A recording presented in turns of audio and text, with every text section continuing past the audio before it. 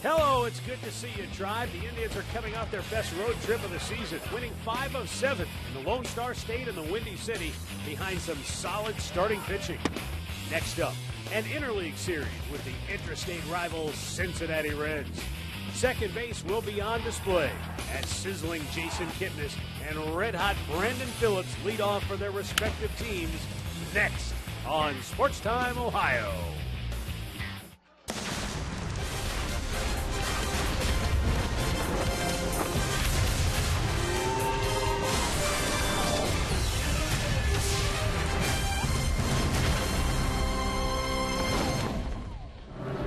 The Indians are back in the 2-1-6, looking for some home cooking tonight here at Progressive Field as they welcome in the Cincinnati Reds. Once again, the two teams will battle for Buckeye State bragging rights.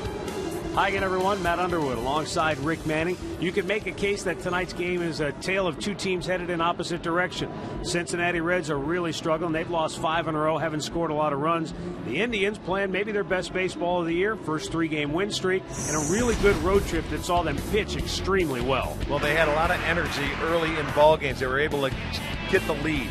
In Texas, they got the lead 2 out of the 3 games. In Chicago, 3 out of the 4. And it just happens to bode well for this offense. When you score early, their pitching has been lights out. The starters have been great. Turn it over to your bullpen. You never know what can happen. You don't need a lot of big hits with that scenario. The Cincinnati Reds, on the other hand, you can see they're 0-5. They're not hitting with runners in scoring position. Their bullpen has struggled.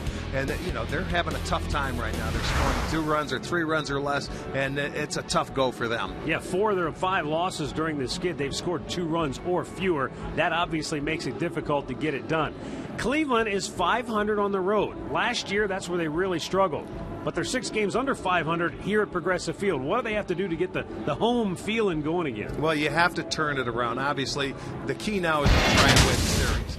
If you can do that, that's the number one thing. But they did it so well last year. They had the walk-off wins, if you can remember, the home runs. You don't have to do it in that manner or that fashion. What you do have to do is come home, and every once in a while the starting pitchers have to put a 0 on in the top of the first. They've trailed in the first inning a lot, especially early this year. They got to turn that around here, let them come back, get the lead early, and see what happens. It's a game of first. First strike, first out, first run, first game of a series, something they haven't been able to do at home. Get a win, and we'll see what happens. When we come back, Andre Knott joins us to tell us what Carlos Carrasco needs to do to keep the Indians' momentum rolling. Cleveland Indians baseball is brought to you by W.B. Mason, the official office supplier of the Cleveland Indians. By McDonald's, I'm loving it. By your local Toyota dealers. Visit buyatoyota.com. Toyota, let's go places. And by the injury lawyers at Elk & Elk, proud sponsors of the Cleveland Indians. Call 1-800-ELK, Ohio.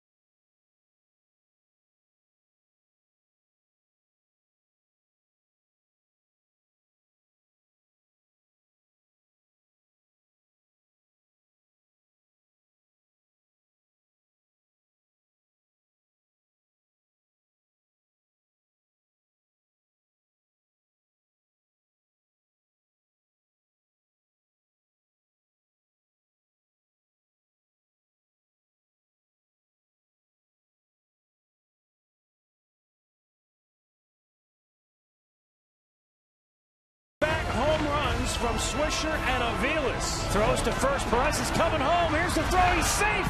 Born back. Makes the catch on a warning track. Throw to first. Got him. Double play. Holy smokes.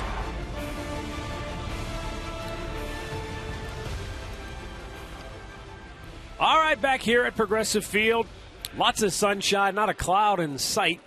A little on the cool side. Wind blowing in from center field. That'll keep it chilly down here at Progressive Field tonight. Carlos Carrasco will be on the hill for the Indians tonight. He's 4-4 on the year. The ERA fast approaching 5. Let's go down to Andre Knott to see what he's gleaned as far as what Carrasco needs to do to get himself back on track. Well, we'll start with the simple stuff, Matt. Fastball command is very important for Carlos Carrasco, and throwing it at the right time and right place and staying away from the big inning. But in talking to Tito Francona and Mickey Callaway, something happened in his last start in Texas that wasn't talked about a lot, but they thought it was a big step in maturity.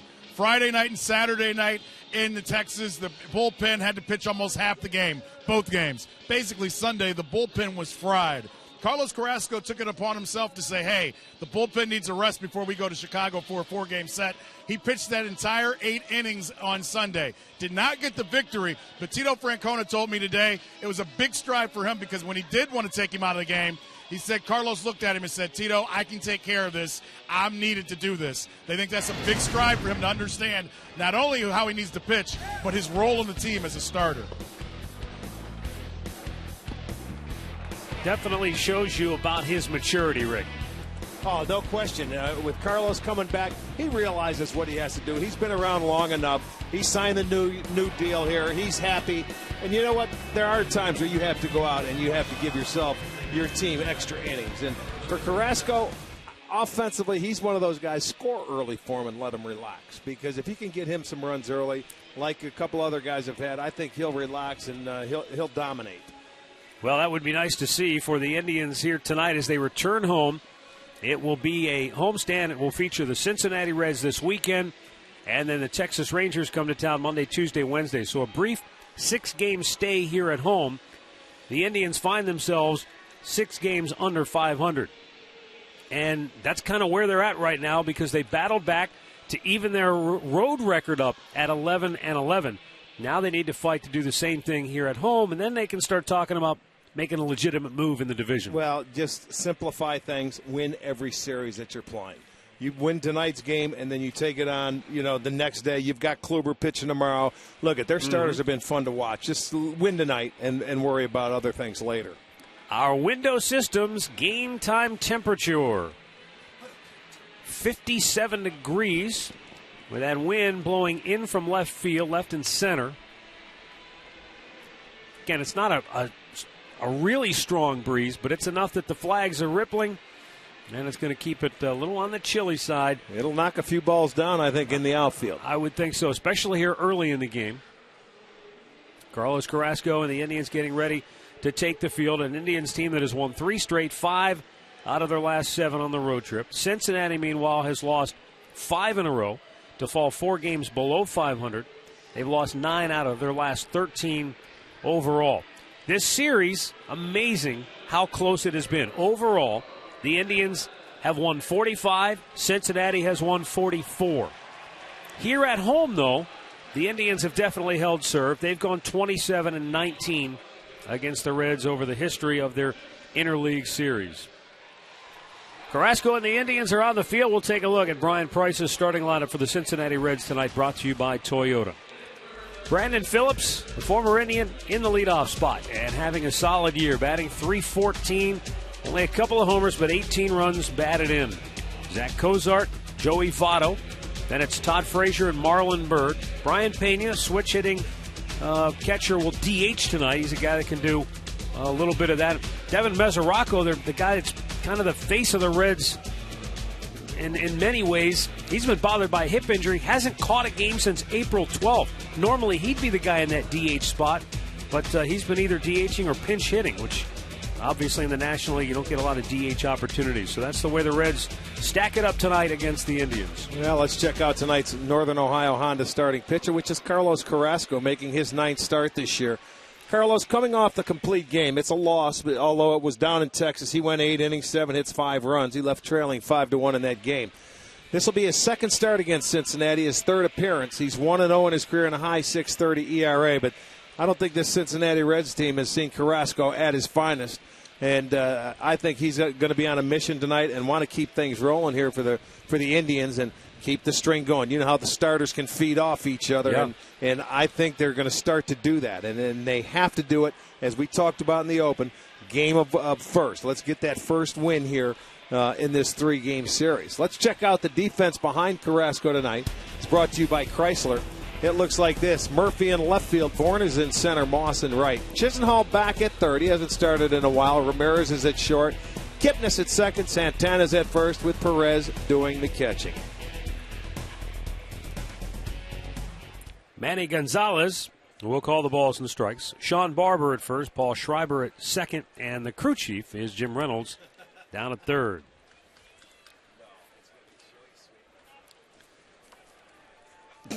So here we go. Brandon Phillips making his first start of the year in the leadoff spot for Cincinnati. Brian Price trying to shake things up for his offense that has really struggled here lately. And a fastball in there for strike one from Carrasco. Phillips, a 3-time All-Star.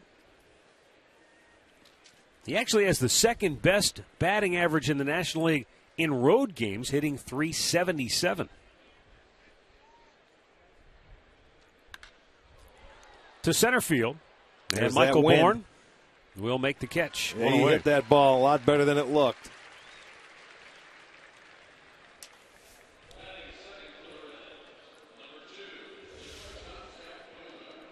The keys to the game are brought to you by Wayside Furniture. And for Brandon Phillips, he's a guy that, right now you could probably say overall their best hitter, so they're trying to get him as many at-bats as they can by putting him in that leadoff spot. And it looks like we'll have a big crowd tonight, so can the Indians get the crowd into it early? Fouled back by Zach Cozart. Going to be a busy night here in downtown Cleveland. Not only will we have hopefully around 30,000 when it's all said and done here tonight, but right across the way, the Cavaliers are expecting around 20,000 to watch their playoff game later tonight.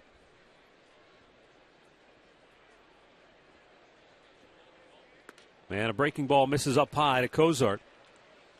1-1.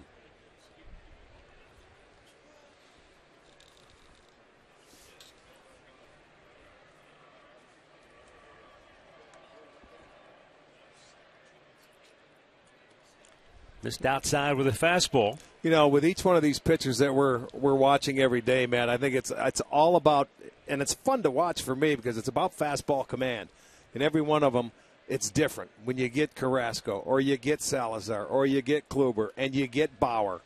You see, he slipped right there, and then that one got away. They all have such good stuff, but it all stems off of that first fastball. If he can locate it, control it in and out, up and down, then everything else, it makes it so much easier for their off-speed pitches.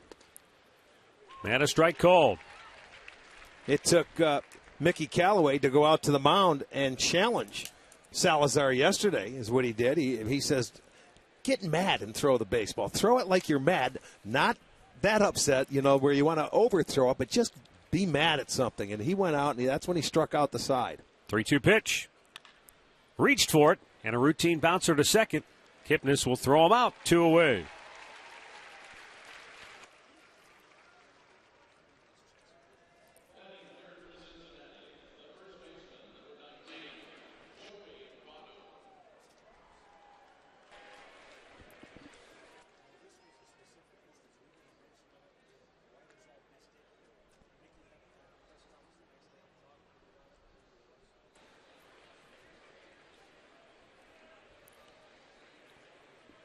Joey Votto batting .285 with 7 homers, 21 runs driven in. Guy has a tremendous eye at the plate. He's walked 24 times.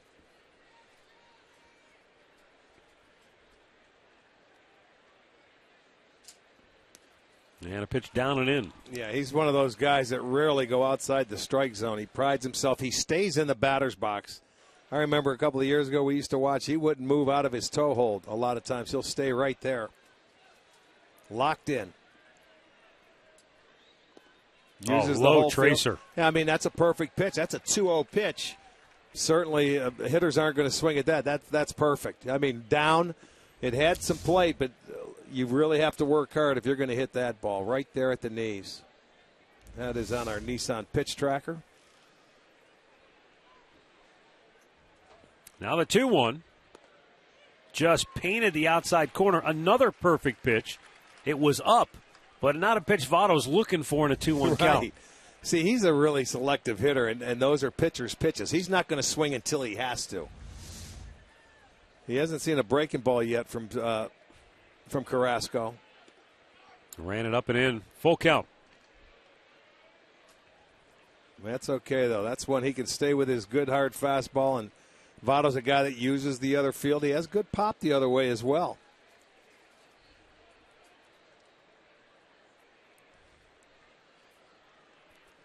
And the payoff pitch. Slapped out of play. Votto knew after seeing the first two fastballs away that were called strikes, he was going to have to protect. Well, and that's what they do. They fall off good pitches to stay alive. Good hitters do that.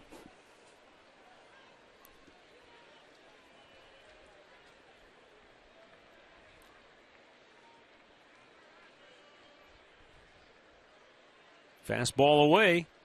And a check swing foul. Well, he barely moved his bat. He barely moved his bat, and it still got a piece of it. Look, he doesn't swing. It just caught a piece of it.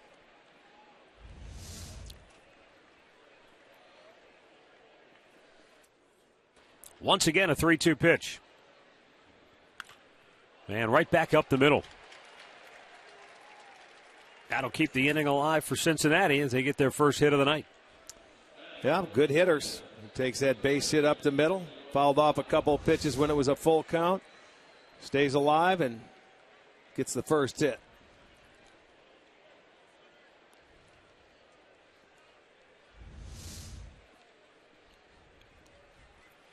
That's going to bring up Todd Frazier, who leads Cincinnati with 12 home runs. He's tied for the team lead with 23 runs batted in.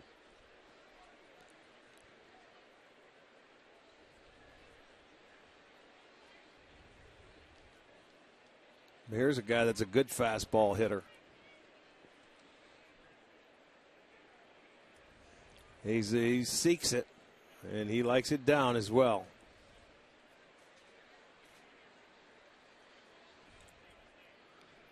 Last year, the players voted Todd Frazier to the All-Star team, his first.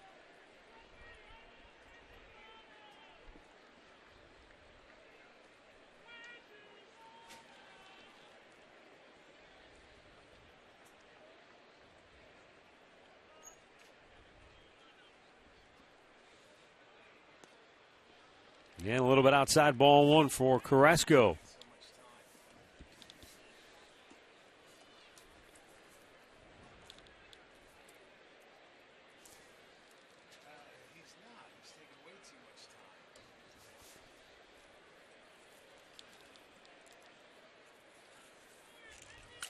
And a pop foul back out of play. Todd Frazier was a supplemental first-round pick back in 2007. He was a 34th overall pick in that draft. Spent 4 full seasons in the minors before breaking in with the Reds back in 2011. And then from 2012 on, he's pretty much been an everyday guy. Strike called, a perfect pitch. 1-2.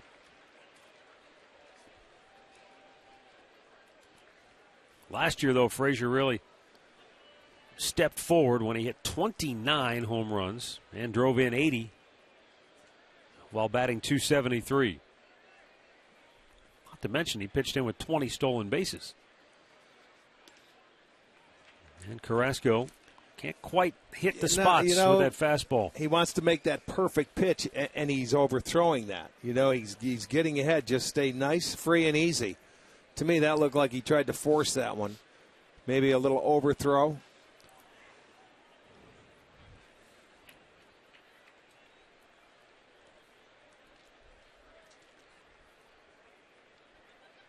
And now the 2-2. And a full count.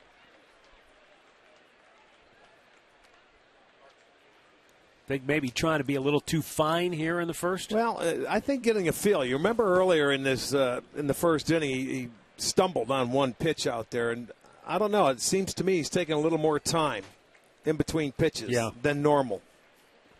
Don't know if he's quite comfortable out there yet.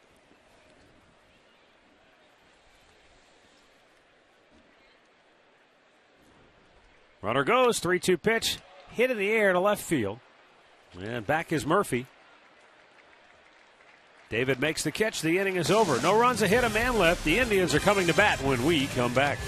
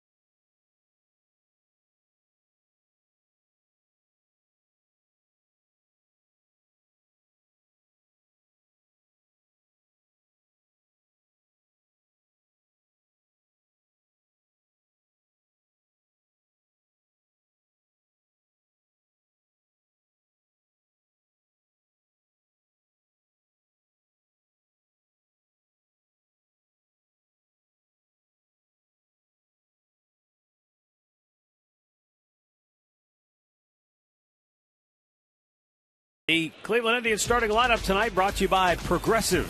For Terry Francona, Jason Kipnis in the leadoff spot. Carlos Santana batting second. Michael Brantley will DH tonight, hit third. Then it's Brandon Moss, David Murphy, and Lonnie Chisenhall. Jose Ramirez, Roberto Perez, and Michael Bourne. Tonight's Northern Ohio starting pitcher is going to be Mike Leake. He is 2-2 and a .362 earned run average. It's his ninth start this year, his fifth against the Indians in his career, 1-2. But this guy, he takes on, he puts it off. He's got good control, not overpowering, but he certainly knows how to pitch. Jason Kipnis bangs the first pitch right back through the box. And he stays locked in at the plate, even though the White Sox held him to just 3 hits in that 4-game series in Chicago. Let's check out that Reds defense. It's brought to you by Chrysler, the third best defense in the National League. They made 17 errors. It's Bird, Hamilton, and Bruce in the outfield. Frazier, Cozart, Phillips, and Votto on the infield. Bernhardt doing the catching. Carlos Santana with Kipnis aboard to start the game for Cleveland. Jason wasn't going to mess around. He jumped on that first pitch. Santana tried to follow suit but fouled it off. Look, Leake's a guy. He's a control pitcher. You know, he's going to try and get ahead of you and expand your zone. He's very good at it.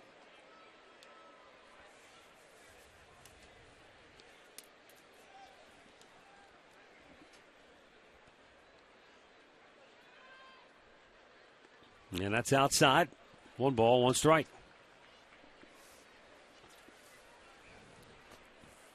You know, it's guys like Leake and Johnny Cueto who's going to pitch Sunday in this series. Guys, those are guys that the Reds need to step up and maybe pitch a little longer in the games. You talk about that with the injuries they have to some of their pitching and the way their bullpen has been going.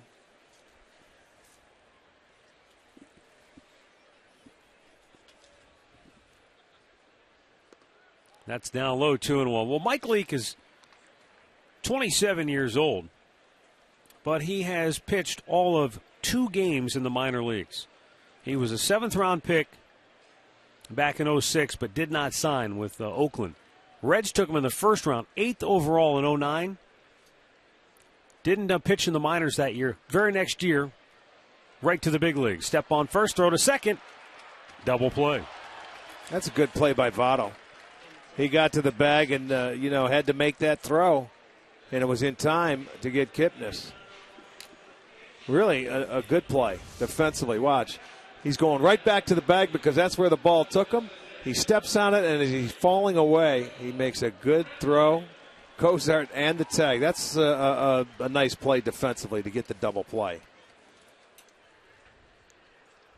So 2 quick outs, and Michael Brantley to the plate.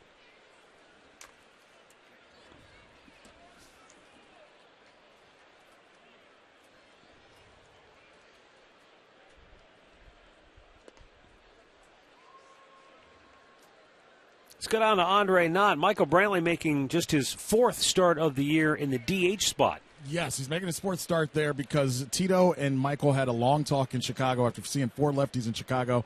They basically want him to help take care of the back. He wants to be in the lineup every day. He's not going to come to them and tell them that he wants out. So this is Tito just managing the back the best they can. They know it's been bothering him a little bit at different parts in the trip that we were just doing. So this is a way to give him a day off but still keep that bat in the lineup.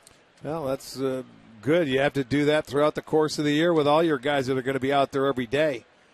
The Indians are in a stretch of 20 straight games that they have to play. They won't have an off day till June 1st. So the guys that are in there every day, there's going to come a time where Michael's going to need a day off. Kipnis will need a day off. You got to get everybody some rest every once in a while. Now that's why managing is so much different than coaching in other sports, because it's every day, and you literally have to manage your people and how you get through an entire season. I mean, yeah, everyday players play every day, but at some point you have to pick your spots to keep them sharp. Both physically and mentally, and a lot of times you don't like to do it when they're going good. You don't want to mess the chemistry up, but that's really the time you can afford to do it.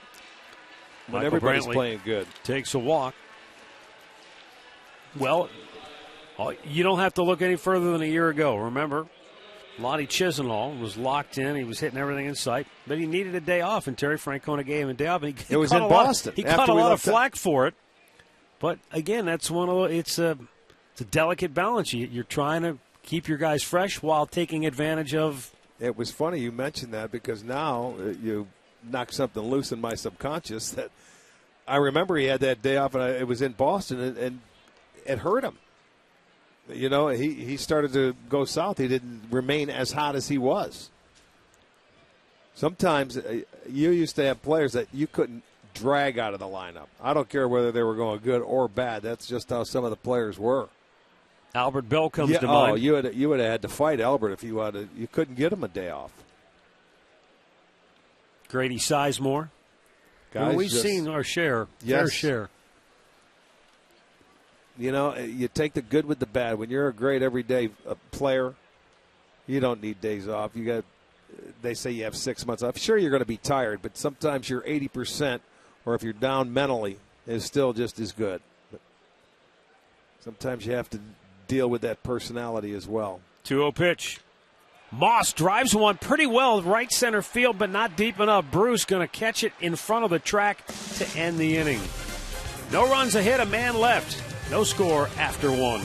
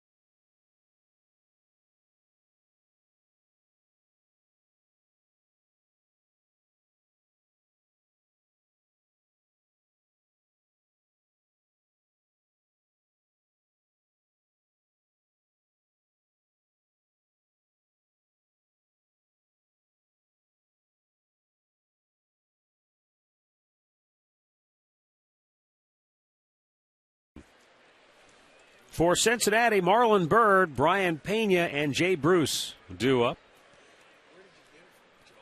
Byrd batting just .207 on the year with 8 homers, 23 runs batted in.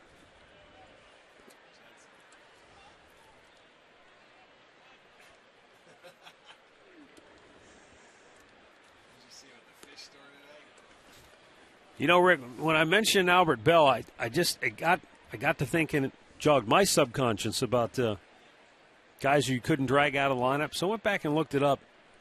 1996, the year after the Indians went to the World Series.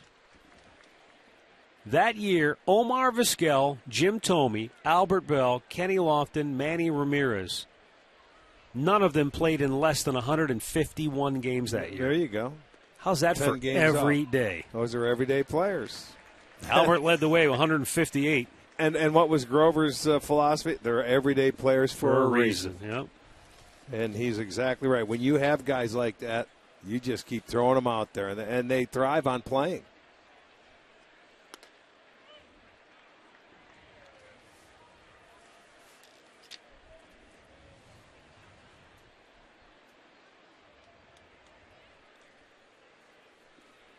Two balls, 2 strikes to count here on Marlon Byrd.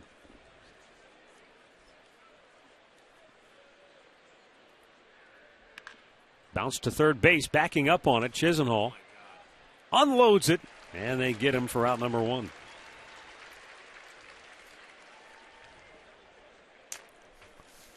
Our stat of the game is brought to you by Buick since 2011. In interleague play, Reds on the road 11-29. Indians at home 28-13. Well, that's what the Indians need, a little dose of home cooking. And they've got to turn it around. Just 6 wins at home this year. I mean, you remember how much fun it was here. Some of that magic was back where they never felt they were out of a ball game. Swing and a miss by Brian Pena.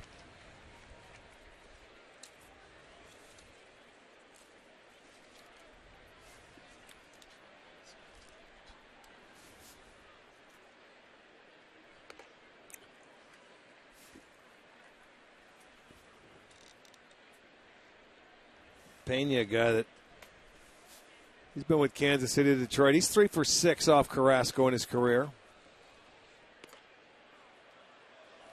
Boy, that was close.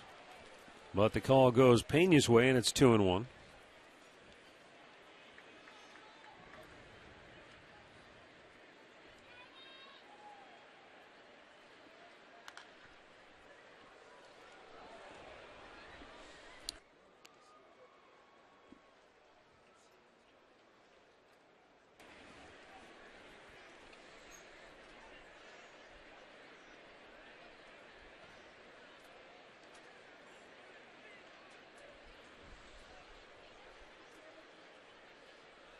Two popped out of play. Pena stays alive. I just think, Rick, when you talk about getting that home cooking working in their favor, we mentioned it briefly, baseball being a game of first. Winning a series opener is it's a big deal when you try to win a series. And they only have 2 series opening wins this year. They're both on the road. So getting this one tonight would go a long way towards not only maintaining the momentum that they're bringing in, but getting a win in a series at home. And when you talk about playing at home, it's attitude. When teams come to your home park, they ought to feel a little intimidated. And certainly the teams that have come in this year have not. There's got to be a little air about you when you're at your home ballpark. Let's bring in Andre, who adds more on this topic. Terry Francona didn't want to get into it about the team being 6-12 at home, but he says, look, at some point in time, if we want to get where we want to go, we've got to be good here. We've got to win baseball games here. And he said the one thing about it, he goes, he's managed at Fenway and other places. He goes, the best thing about it is you get to hit last. He goes, but we have to take advantage and scare teams into that, not wanting us to hit last. And he goes, and that starts by winning the first game of the series, as you just said, Matt. Yeah. Winning the first game, winning the first inning, all those firsts that we always talk about, pitching, hitting, they've got to try and the players got to have an attitude. They've got to have an edge when they come out at their home park, like they know they're going to win that ball game. Bruce hammers it right field. Moss won't get it. One hops the wall. Into third goes Pena. He'll stop there. It's a double for Jay Bruce. That's only his second double of the year. That's hard to believe, isn't it? 41st double for the Cincinnati Reds. So you're right. Boy, he smoked that one. He gave him a little swinging room there as well. And plugged the gap. Moss did a nice job of getting that ball in. Just picked it up off the wall. Yeah, Cincinnati last in the National League in doubles. But they have a scoring opportunity here. Now the infielders at the corners are going to have to move in because he will bunt. Billy Hamilton with speed to burn. Hit that off of his leg. You'd like That'll to neutralize that speed. Yeah, I was going to say, you'd like him to do that about 3 or 4 more times in this game. Hamilton is only batting .214 on the year, and he's walked 10 times, and yet he has 17 stolen bases already. Well, we know that he can fly. He can just flat out fly. He's a very good base stealer, but you can't steal first base, and you can see he's hitting .214 on the year. This is one where Carrasco may want to try and knock the bat out of his hand. With Pena on third, he's not a speedster. If he's going to hit that ball, force him to hit it to left field where Brantley may be coming in and have a shot. Or excuse me, Murphy.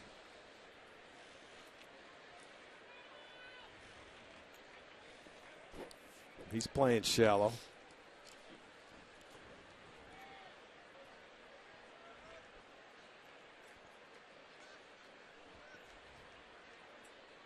Carrasco nods in agreement. Fastball away, and he's behind in the count now, 2-1. Making a lot of pitches. This will already be his 41st pitch. Well, he had some deep counts in the first inning, and it's all about the fastball command, man. He doesn't have it right now. He doesn't feel it. And to me, he actually doesn't look comfortable. Oh, just foul. But it's now 2 balls and 2 strikes. Cincinnati, one of the reasons that Ryan Price's team has struggled offensively is their inability to hit in the clutch. With runners in scoring position, they're dead last in all of baseball with a 189 average.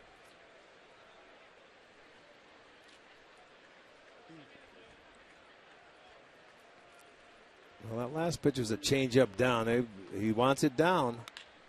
Smacks it to second. Reds will get the lead. 2 down. Pena comes home on the play. Well, the walk, the 1-out walk, they end up paying for. They get the second out, though, so Cincinnati has a 1-0 lead. 9th RBI of the year for Hamilton.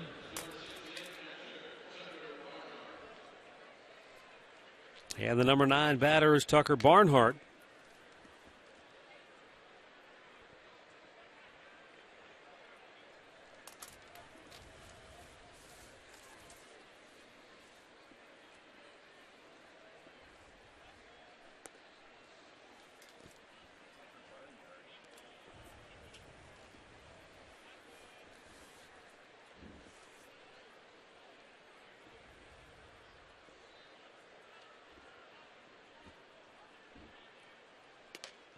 Up and away, 2-0. Some of the Reds' struggles this year can be dated back to April 12th when Devin Mesoraco was out of the lineup for the first time this year. He has a hip impingement. Makes it difficult for him to catch, so he's been limited, and the Reds' everyday lineup has been a revolving door ever since. They grabbed the early lead here tonight, 1-0, middle of the second.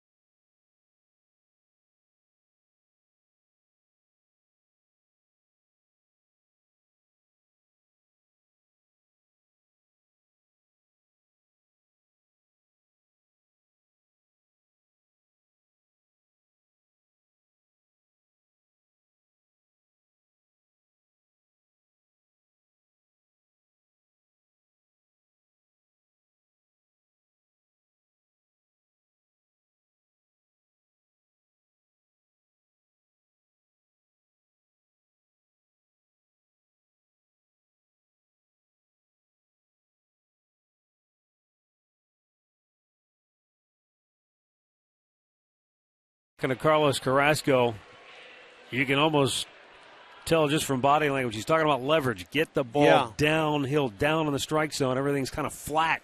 See, yeah, he's turning sideways, not driving through his target because his ball, he doesn't have the command. So you got to drive down, baby, get through it. David Murphy leading off here in the second for Cleveland. 1 ball, 1 strike.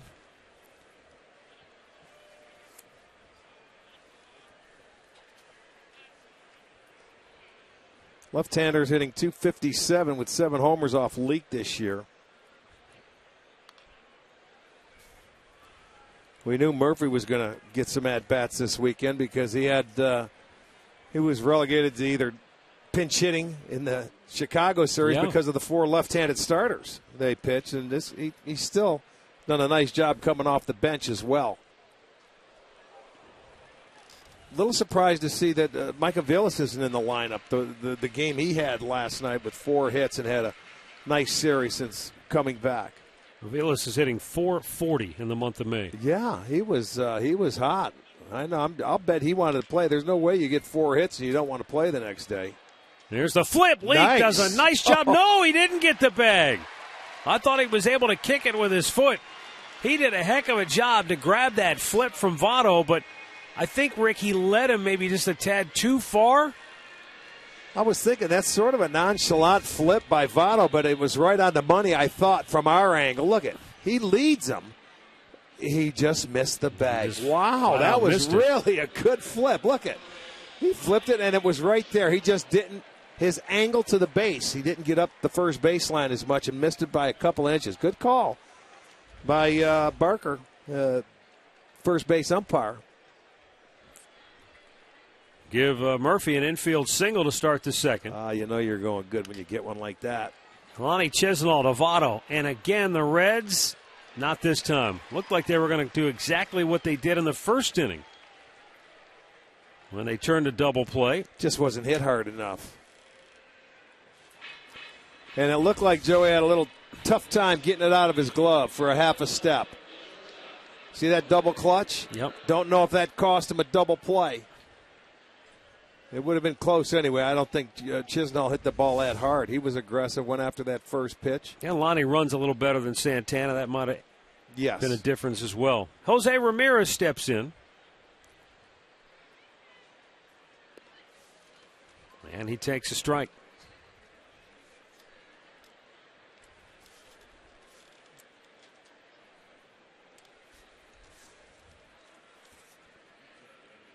Ramirez coming off that series in Chicago in which he went 6 for 14 at the plate.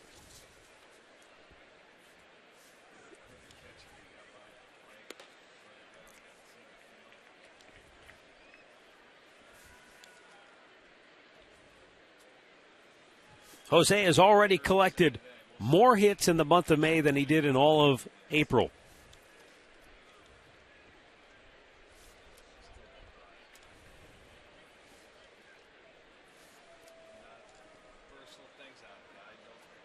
Roberto Perez waits on deck.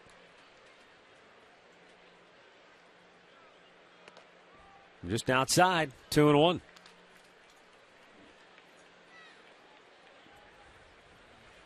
But this guy on the mound, this would be a good time to start Chisenhall. 2-1 count.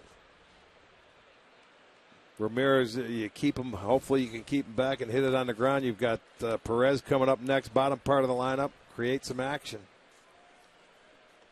Missed. Good thing they didn't. It was a bad pitch by Leak there. I thought he'd throw him a little better.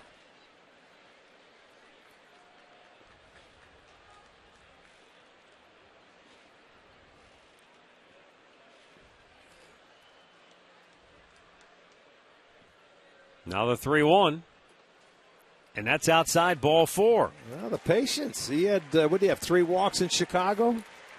He was on base a 4. while. But, 4 walks in Chicago to go along with the 6 hits. So a good start here in the second inning for Cleveland. Injury report brought to you by the injury lawyers at Elk & Elk. And Cincinnati has certainly had their their problems with injuries. Marshall, a key guy in the bullpen. Bailey, one of their big starters, paying him a lot of money. And Mesoraco not on the injury report because they haven't put him on the DL, but he's an everyday catcher that's not playing. Yeah. And in the National League, Rick, it's tough to carry carry a man guy short. Yeah. Yes, I agree.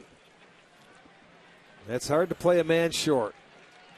Roberto Perez.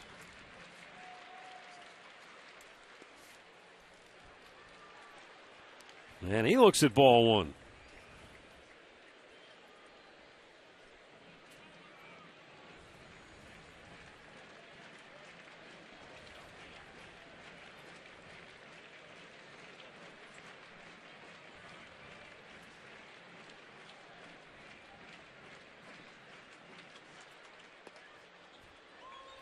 That'll leave the count of 1 ball, 1 strike.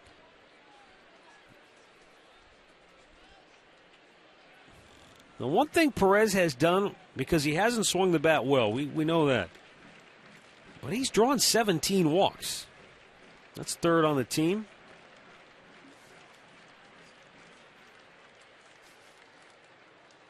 Takes another ball low, 2-1.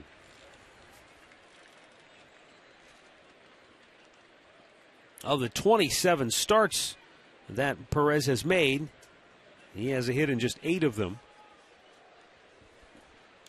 Well, right now, Mike Leake, he's thrown more balls than strikes. 15 balls, 13 strikes. He's a guy that he has to pitch from in front. Another ball in the dirt. 3-1. So right now, home plate's jumping around on him.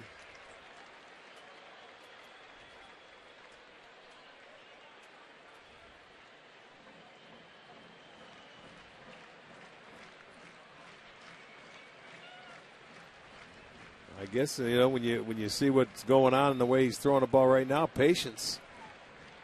Stay patient. He hasn't proven he's been consistent throwing anything for strikes. That was a tough pitch. Looked like a little cutter.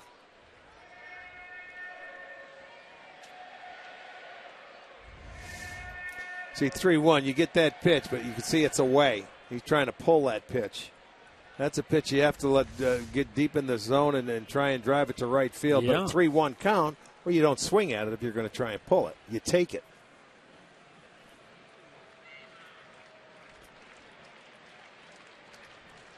Two on, 1 out. Tribe down a run. And the payoff pitch. Ball 4, it was outside. And back-to-back walks in the inning for Mike Leake have loaded the bases.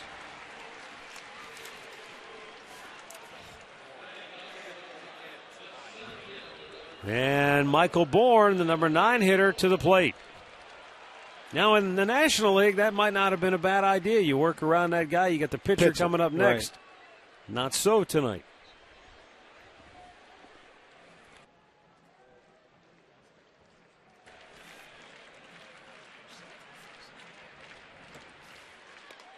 And that's outside, ball 1.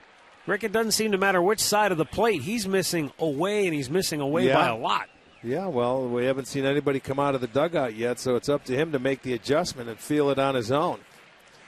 You're going to the bottom part of this lineup, back-to-back walks. He already has 3 walks in the ball game, and he's all over the place. He came in with 13 walks in about 55 innings. And 30 strikeouts. Now, I figured someone has to come talk to him because he's a little out of whack. Jeff Pico, the pitching coach, coming out. Of course, Brian Price, the manager, was a longtime pitching coach. Yes. So I guess a little surprising that between the two of them, they waited this long to go out and at least pay him a visit after back-to-back walks at the bottom of the order. That's what I'm a little surprised at. It's the bottom part of the order. So this is where you have to really, these are your outs. You don't want to give them, and that's exactly what he's doing, giving them base runners. And Michael Bourne with a 2-0 count.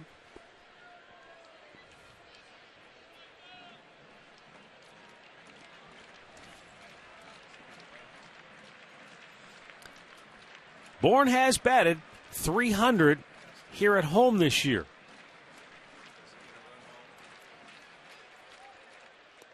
And he takes low 3-0. This has got to be really perplexing for Leake and the Reds. Well, he's thrown for now me 6 more balls than Michael he has Bourne strikes. has got to take a couple pitches here. He walked him on 4 straight, and the Indians have tied the game on their 3rd straight walk in the inning.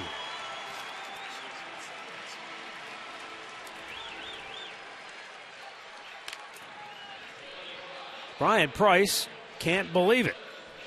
Well, no, because they come right back after Cincinnati's on the board. You're thinking, okay, you got to go out there and shut him down, but he's giving them. He's gift-wrapped a run for the Indians, and you're back up to the top of the lineup.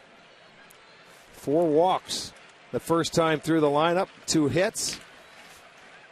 Jason Kipnis singled his first time up. Smacked it right back through the middle on the first pitch he saw, taking here. And finally a strike for Mike Leake, although Kipnis isn't convinced. Yeah, it's a borderline strike. He's going to take all the way.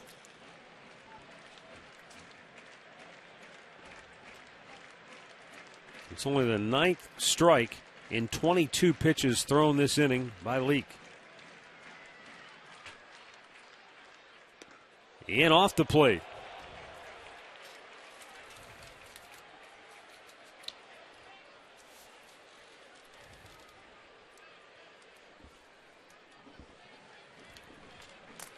Ramirez at third, Perez at second, Bourne. Great speed over at first. Oh, for a base hit now. He checks it, was low, 2-1.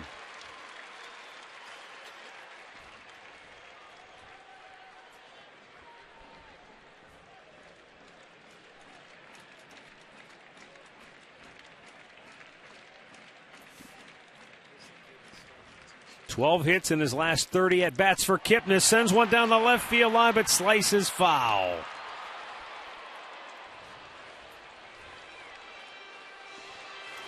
Now that ball sliced off the bat of Kipnis. He was running, and you can see it. It was started in fair territory, but it goes off the sidewall there down the line. Would have been nice. Only the 4th at bat this year for Jason Kipnis with the bases loaded. He's 0 for 3 on the year.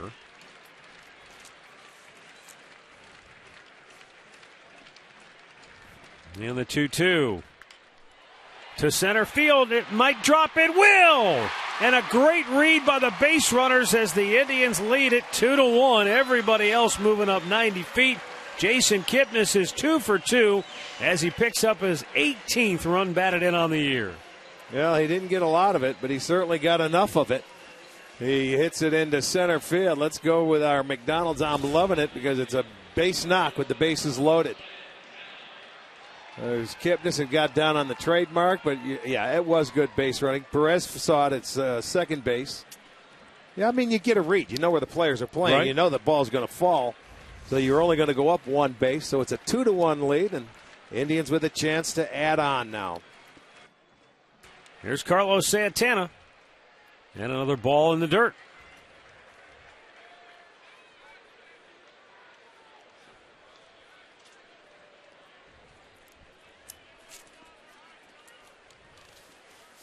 They had the leadoff single by Murphy, and when you think about that play, it was a play that Votto flipped over to Leake, and they had him if he hits the bag, and he missed it by 2 inches. Yeah. Then a fielder's choice, and then the walk fest started. Santana caught in between. Now he's back to where he's got that big swing, and he's caught in between breaking ball and fastball. Doesn't know whether to swing it or take it. 1-1 account. Santana 1 out of 4 this year with the bases loaded.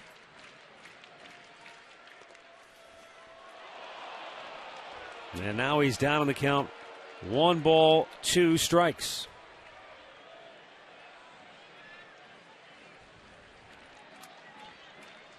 Been an ugly inning for Mike Leake. It is. It's a tough inning. He has no one to blame but himself.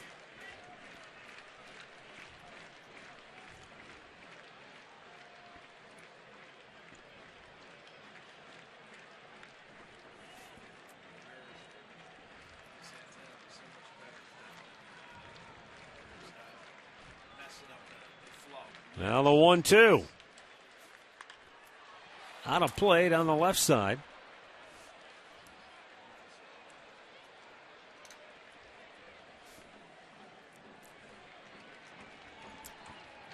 In his career, a .400 hitter with the bases loaded.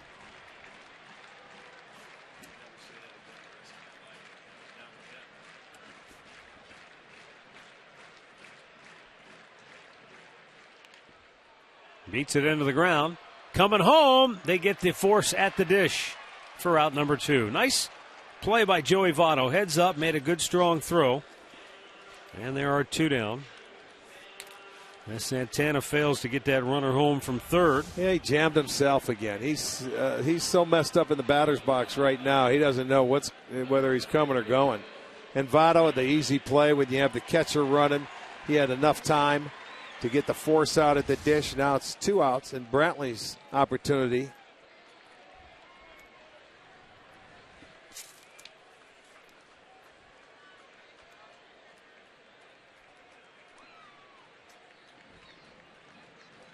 Michael 1 for 3 this year with the bases juiced.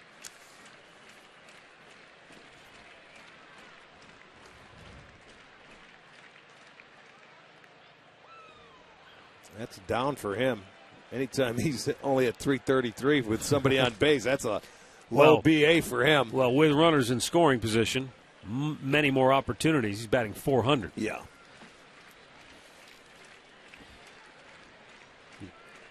Big opportunity to make it a big inning. Hard hit ground ball to short. And they'll flip it to second for the inning-ending force. Indians get 2. They take the lead 2-1.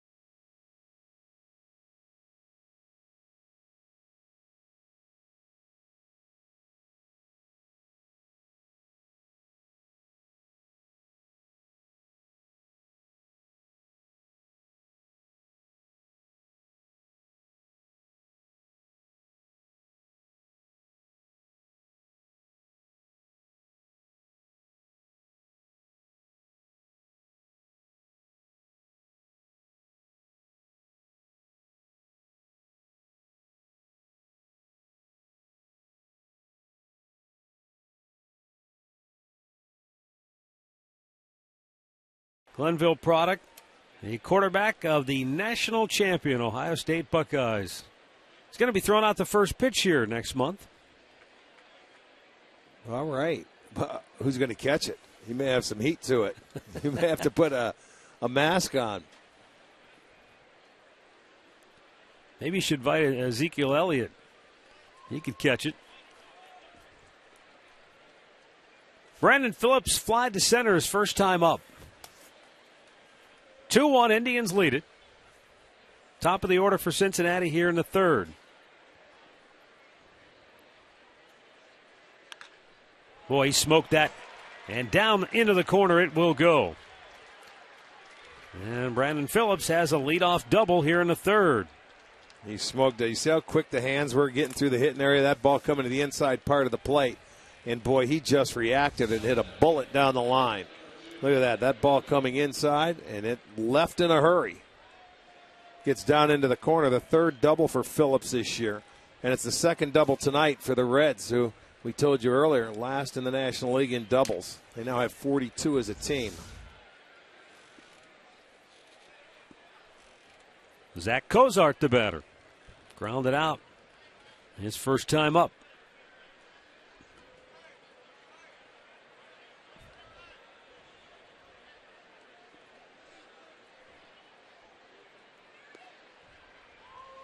A low strike for Carrasco to get ahead.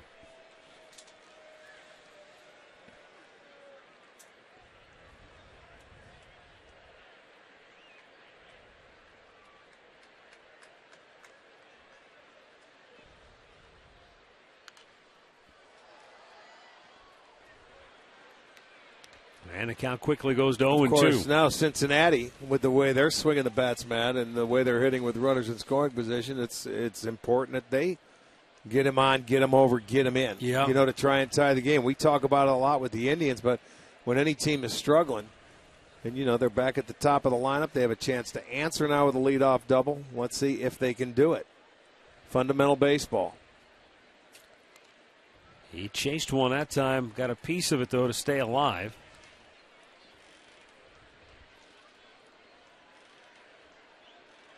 Well, he's done a nice job on shutdown innings this year. 12 strikeouts in his 10 innings. Hasn't allowed a run, just one walk. So he's going to have to work to keep that 0 on the board.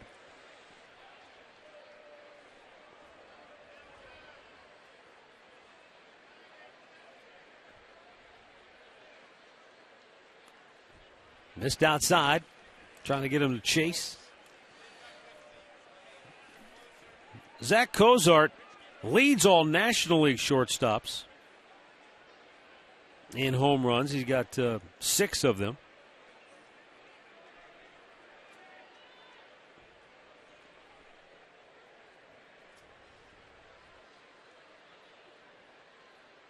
Chased it in the dirt and threw his bat down to third base. One away. Carrasco got what he was looking for, and that was a strikeout. His very first strikeout tonight. Well, when he went after that one pitch with 2 strikes, he was trying to do his job. But he chased this pitch that was not even close, and it bounced, and he ends up throwing his bat, but that's what he tried to do to stay alive, just to get a foul piece of it. The Reds are now 0 for 14 on their current road trip with a runner in scoring position. That's a bad feeling. You're a manager sitting down there. It's not. Sometimes you try too hard. Yeah. We've seen it. Every team goes through spells like that. Yes, they do. You're right. Every team does at one point or another during the season. It's just a bad feeling. Joey Votto had a base hit right back up the middle his first time up.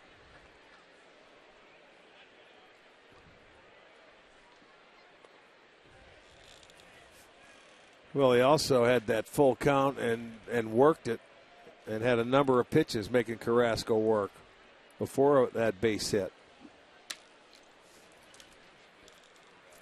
Out to the mound goes Roberto Perez.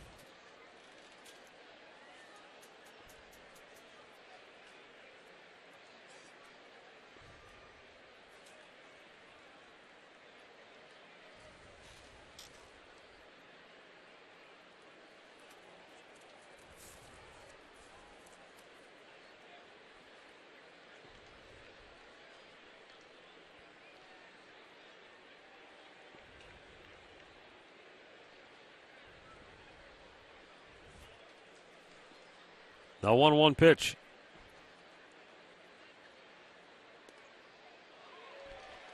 Fastball at the knees for a strike. Carrasco gets a hit. 2 years ago, Joey Votto played in all 162 games. That led the league. That year, he also led the league with 135 walks and a .435 on-base percentage.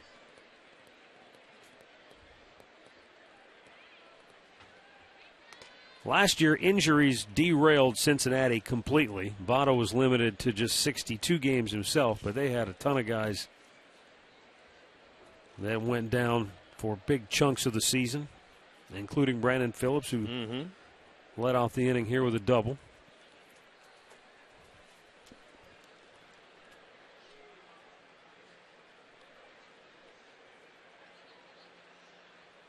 Phillips was itching like he was going to go to third.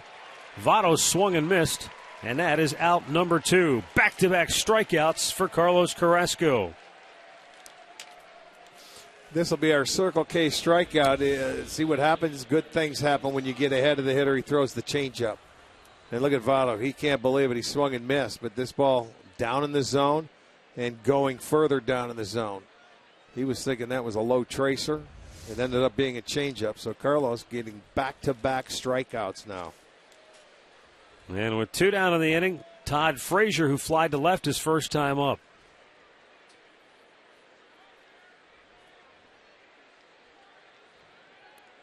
Swung on and missed. He chased a slider in the dirt.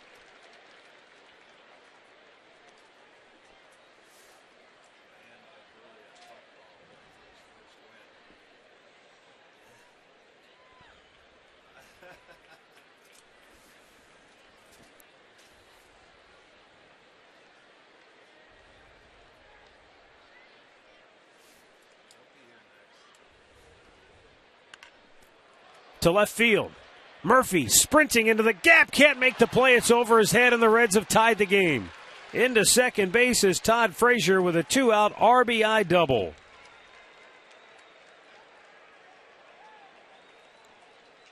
Murphy just couldn't quite get to it.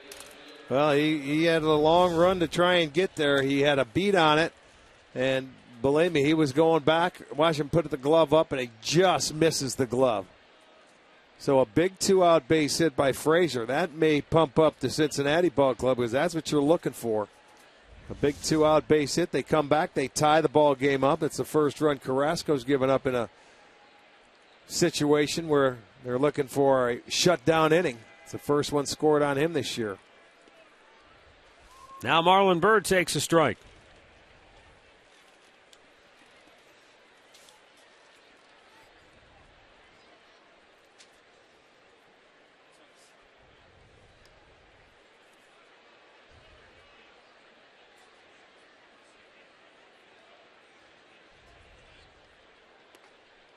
Fastball a little high. 1-1.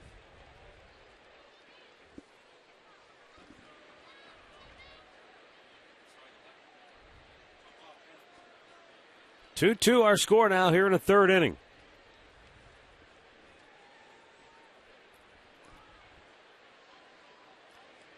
Perez asks for time.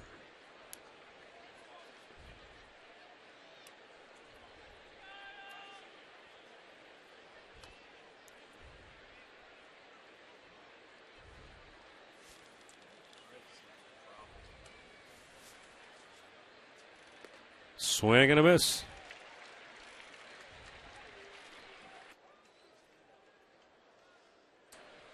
Did you see Perez put his hand out before that pitch was made? That was really strange looking. I did not. I don't know if he was trying to decoy the runner Frazier at second base. Watch, he sticks his hand out. I don't know. Maybe he's going to make a right hand turn. Out of play. That was a late blinker sign. You got to do it earlier than that.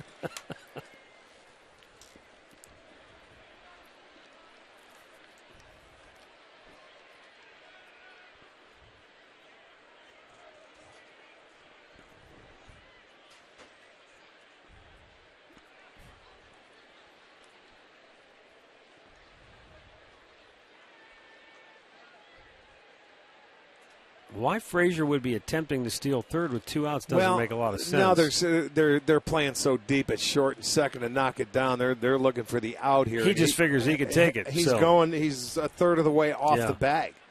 So if he's saying if they're not going to even bother to look at me, I'll take off. Yeah. Because none of the guys were jockeying him back. To right field, Moss makes the catch. But the Reds turn a couple of doubles into a run. Middle of the third, we're tied at 2.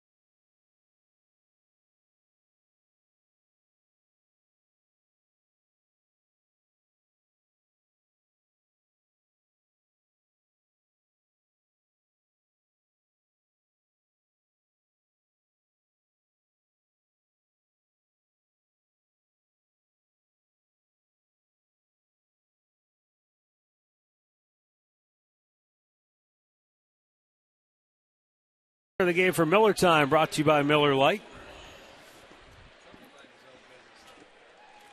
Bottom of the third, 2-2 our score.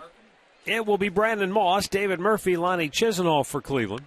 Moss drives it to deep right field, and just like that, the Indians go back in front. Wow. One swing of the bat from Brandon Moss, his 7th home run of the year. RBI number 25. 3-2 Cleveland. I don't think there's any wind that was going to stop that one from getting out of here. Yeah, he hit a bolt. I think that home run stopped the wind. Yeah. Dead in its tracks. It may have turned it around the other way. He hit the ball pretty well his first at-bat, but he really smokes this one on the first pitch. See you later. Down in his wheelhouse. He got it down a little bit more. Oh, that's nitrazone there. So it takes one swing for the Indians to come back and take the lead. And now David Murphy, an infield hit his last time up.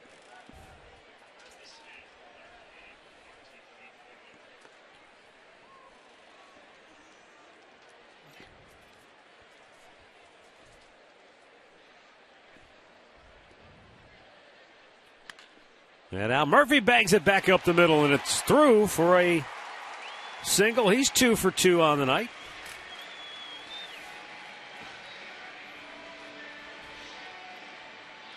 He continues to swing a hot bat. And, you know, he hits it where it's pitched. Look at that ball. It stayed up a little bit, so it made it a little bit easier for him to take it up the middle. That ball's down a little bit. He just rolls over on it and hits it to second base, but he gets up the middle. So that is 5 hits now for the Indians, 2 for Murphy.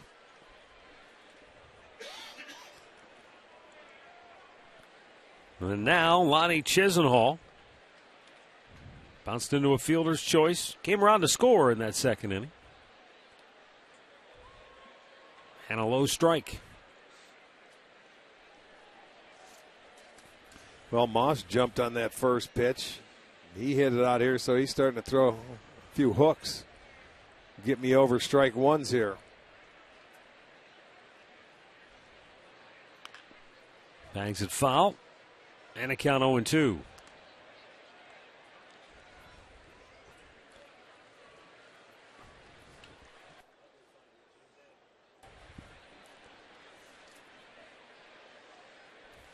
Moss talking about, got the backspin on that one, boys. Yeah, I'll say.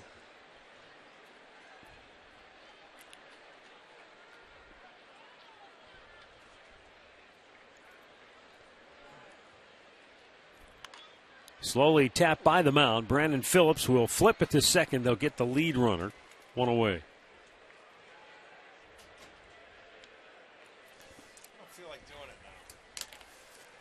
Well, get live Indians baseball season long with MLB.com at bat on your smartphone or tablet. You can stay connected with live radio broadcast stats, breaking news, and more. Download MLB.com at bat, the #1 app for live baseball.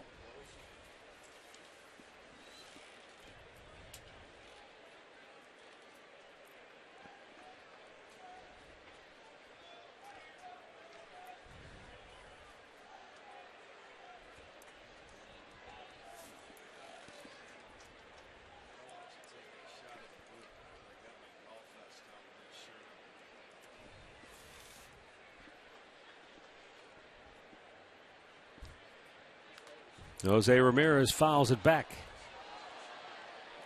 Jose, good at bat his first time up, worked the count, drew a walk, and that was really the starting of the unraveling of Mike Leake in that second inning. That's what I was looking at. You're right. It was the first of 3 straight walks. Indians just couldn't take full advantage. They did score twice, but they had a chance to really make it a big crooked number.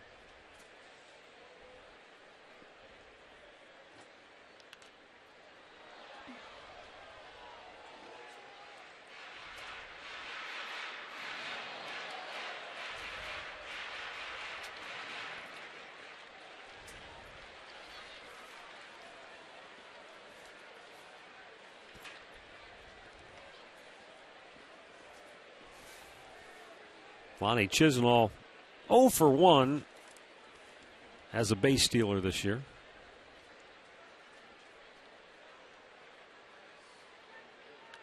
Slowly chopped towards first. And you're going to put the tag on Ramirez. 2 down.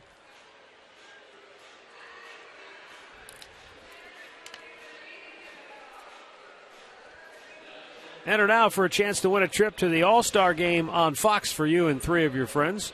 Upload photos at foxsports.com/Fantastic All-Star now through June 3rd.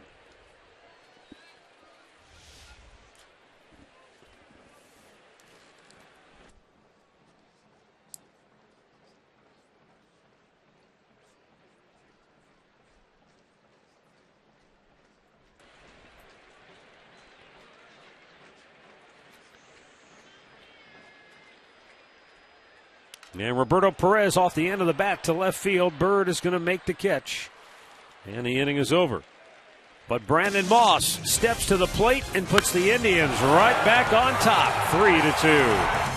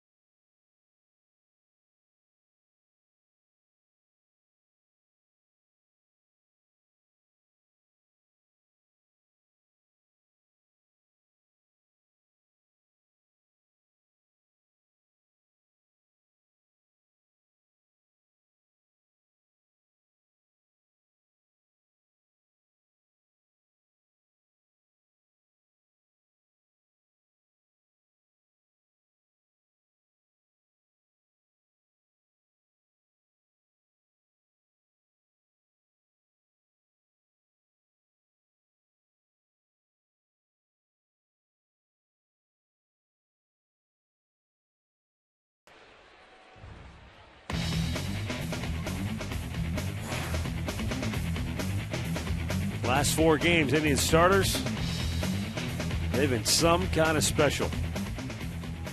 Yeah, it's been fun to watch. And that one that was a no decision should have been the win.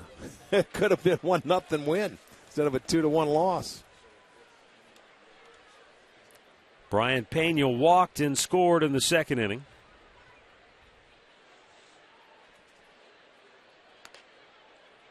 And it's 2-0.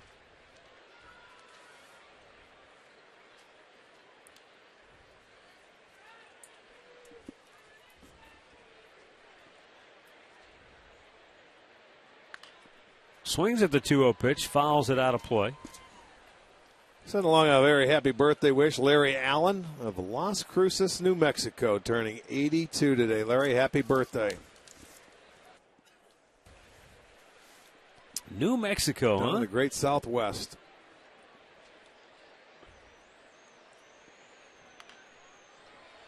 You ever been to Las Cruces? I've never been to New Mexico. Okay. What do you got for me there? Well, I was just driving through it on my way out to Phoenix. I figured maybe you've been to Albuquerque. Albuquerque, yes. Been to Tiny's Bar and Grill? Yeah, Tiny Felder, yeah. He went around, says third base umpire Jim Reynolds, and he's the crew chief, so don't argue with him. Third strikeout for Carrasco, 1 down here in the 4th. Well, Pena didn't think so. Let's take a look at the side. Yeah, he did. He was trying to fight his case, but to no avail. He goes down as a third strikeout for Carrasco.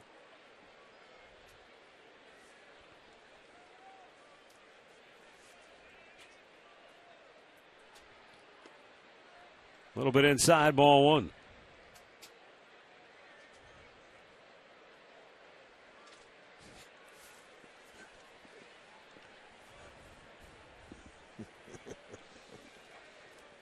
Jay Bruce blistered a double to right center field his first time up.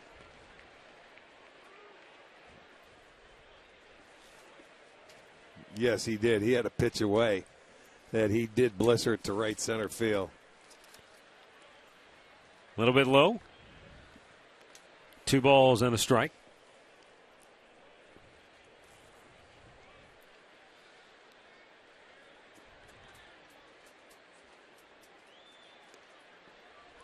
Oh, my. Jay Bruce not happy.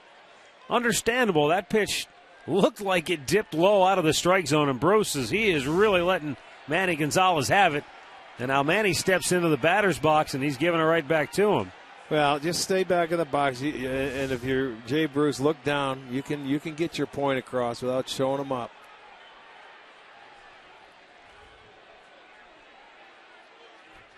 Now you better be careful, because if another one's out there, you may have to swing at it. And that was smart for Carrasco to throw it. You know, why not? Go out there. He may call it.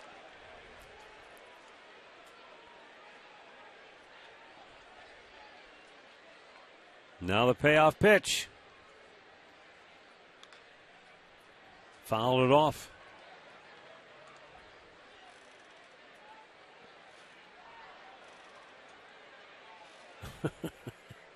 And, of course, now the fans are giving it to Jay Bruce. I mean, this is what makes it fun, because last year with Cincinnati and Cleveland, we didn't have a weekend series.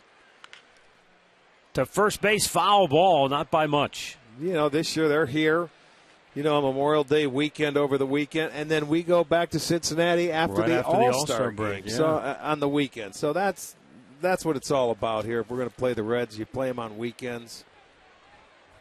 Fans can get into it, have some fun, and it sounds like they already are. Yes. Game 1 of 6. The 3-2 pitch. And it's outside, ball 4. So after all that bickering, Jay Bruce ends up with a walk. A great clip of the game from yesterday. Danny Salazar for Cleveland went out and pitched 6 innings, gave up 5 hits, walked 3, struck out 8. Well, and basically went at him with a very good fastball and a good change. Only a couple sliders. It was a fastball changeup combination. But shutout baseball, that's what matters most. Runner goes, throw to second, they got him. Jay Bruce erased. Roberto Perez, a terrific throw right on the money. Yeah, nice throw. Looked like he had a pretty good jump, but Cincinnati, they're number 1 in the league with 43 steals, but he's thrown out by plenty as Ramirez applies the tag. A nice throw by Perez. Jay Bruce caught for the 2nd time this year. Here's the guy that handles most of the stolen base activity for Cincinnati, Billy Hamilton. He has swiped 17 on the year.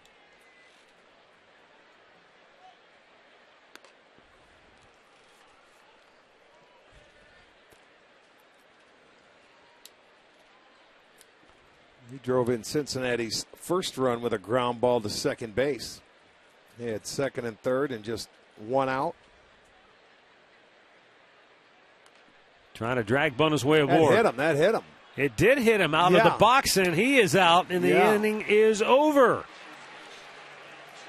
So the inning started with a strikeout, a walk to Jay Bruce. He was thrown out trying to steal, and now Hamilton is out because the ball hit him when he's out of the box.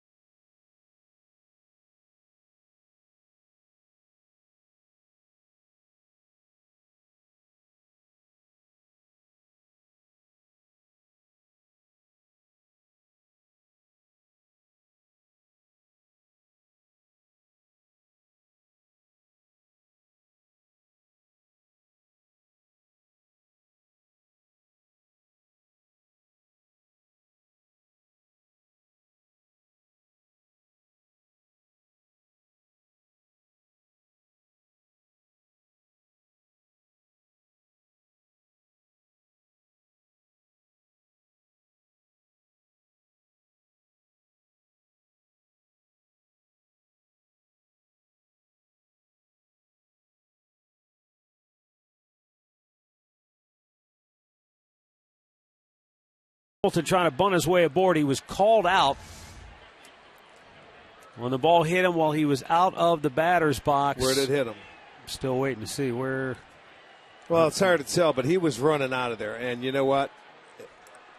You can't challenge that play, but if you watched his front foot, he was almost out of the box before he even bunted the ball. So his momentum may have carried it out of the box.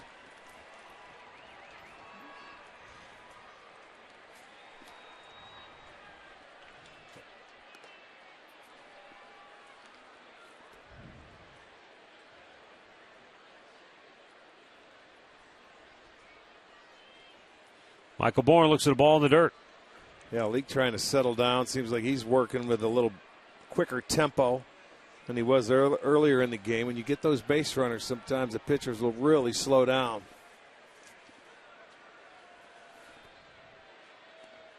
Well, that one missed the target by a lot.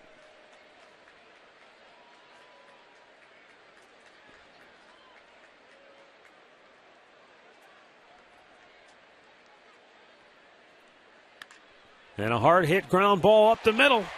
And the Indians get their leadoff man aboard for the fourth straight time.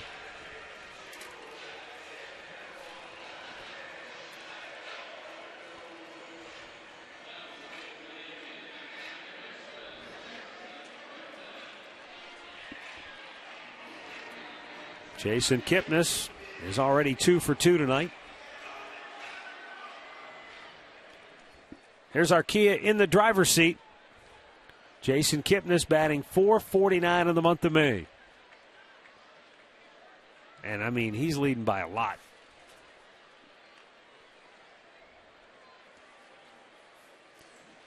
Well, when you think about it, what is it, the 22nd of May? That's a heck of a month.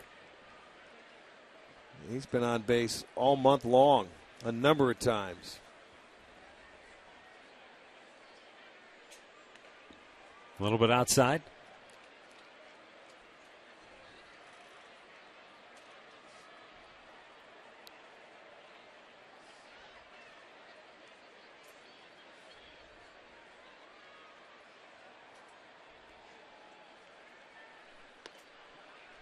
Throw to first. And Bourne back with a dive.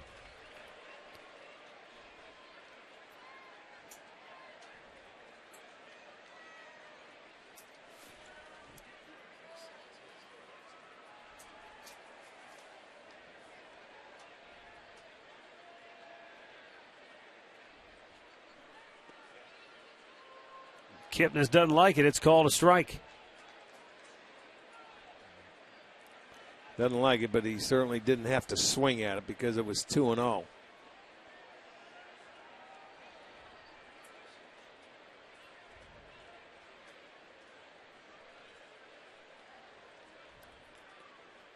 And that's low.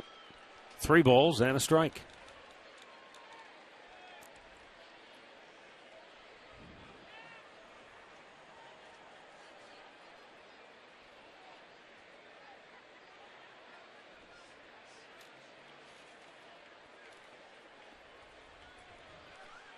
Pitch is up and away, ball 4. Bourne was running on the pitch. But the Indians have their first 2 aboard here in the 4th inning. Time for a Mazda game break. Here's Al Pawlowski. Hey, Matt, Rick, Tigers and Stros tonight in Motown. Detroit was down 2-0, but then J.D. Martinez, a 3-run homer here in the bottom of the 3rd, his 9th of the year. Tigers in the lead. 3-2, they're in the 5th. Matt? All right, thanks, Al.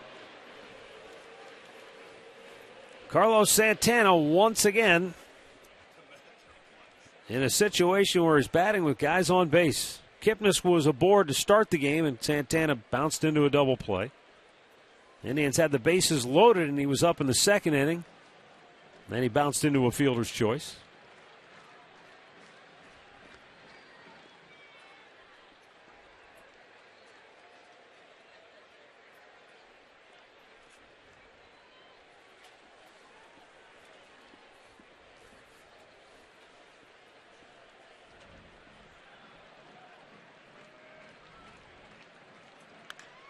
He hammers one to right field, and a nice running catch made by Jay Bruce.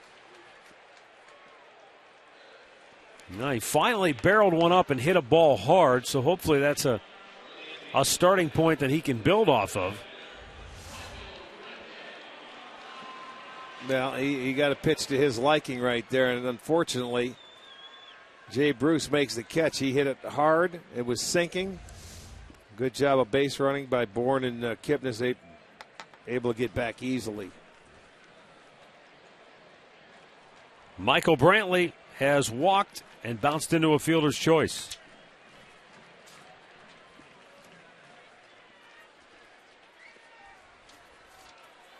And it's outside, ball one. Happy birthday wishes go out tonight to Sophia Monaco, celebrating her 15th birthday in Concord, Ohio. Happy birthday. It's out your neck of the woods. Yes, it is. I was going to say that, but I figured you'd get on me for something. Well, how about a happy birthday for your wife, Shelley? That is right. Shelley, yeah. Happy birthday. We'll see you tomorrow, kiddo. Yeah. Is she doing anything tonight? Anything special? Got some stuff with the kids going on. Okay, well, that's not special. She's waiting for you, Matty boy. Later. 1-1 pitch. Fouled off. Her and Devin were going to see Pitch Perfect 2 or 3. I'm not sure which version is out, but you got it.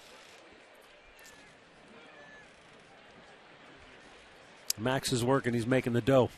That boy. That boy, Max. 2 on, 1 out. Brantley trying to open it up for Cleveland.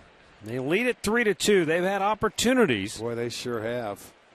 Mike Leake is like a savvy boxer. He keeps lasting until the bell rings and getting out of each round without getting knocked out. This will be his 75th pitch of the night. And it's in the dirt. Almost hit him on the foot.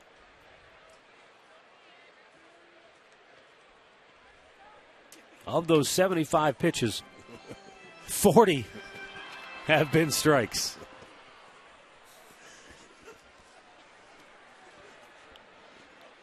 There's Jay Bell, one-time Cleveland Indian.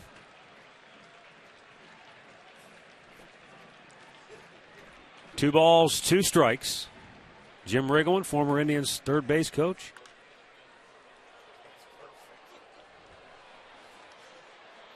I think Jim only spent the 1 year here back in 2000, part of Charlie Manuel's first coaching staff. Yeah. Riggleman over at third base, yes. Jay Bell was the shortstop here and then was traded to Pittsburgh for Felix Fermin, right? Wasn't that a one? No, Felix Fermin came from Seattle, I think. Bell came here for Blyleven. No, he came here, but he went to Pittsburgh. I don't know for who. Thought it was El Gato. Now the set, the pitch. And just a bit outside, Brantley with that terrific eye at the plate. Full count.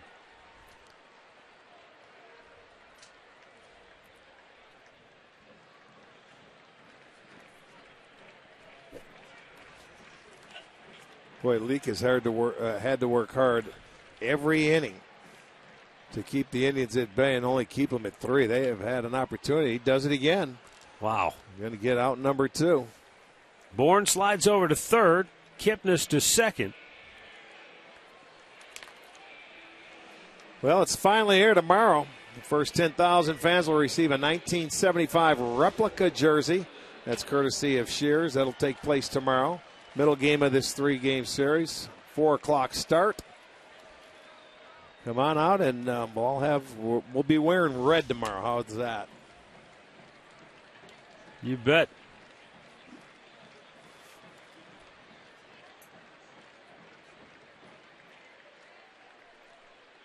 Brandon Moss looks at a ball in the dirt.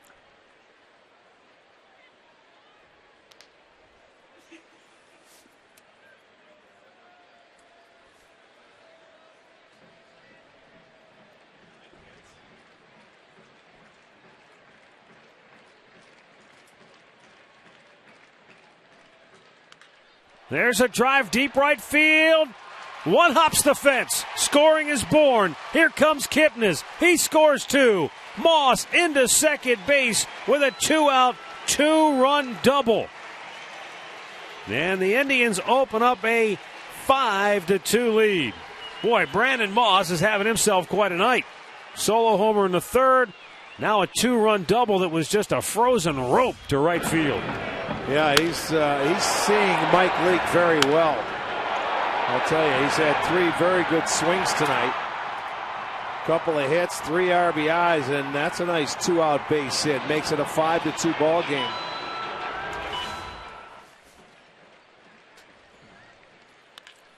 And now Murphy sends a sky-high pop, fairly well hit, deep center field. Hamilton backpedaling on the track. He pulls it down, and in the twilight, he might have had a little tough time tracking that ball. But the Indians get the big 2-out, 2-run belt from Brandon Moss, and the Indians are on top 5-2.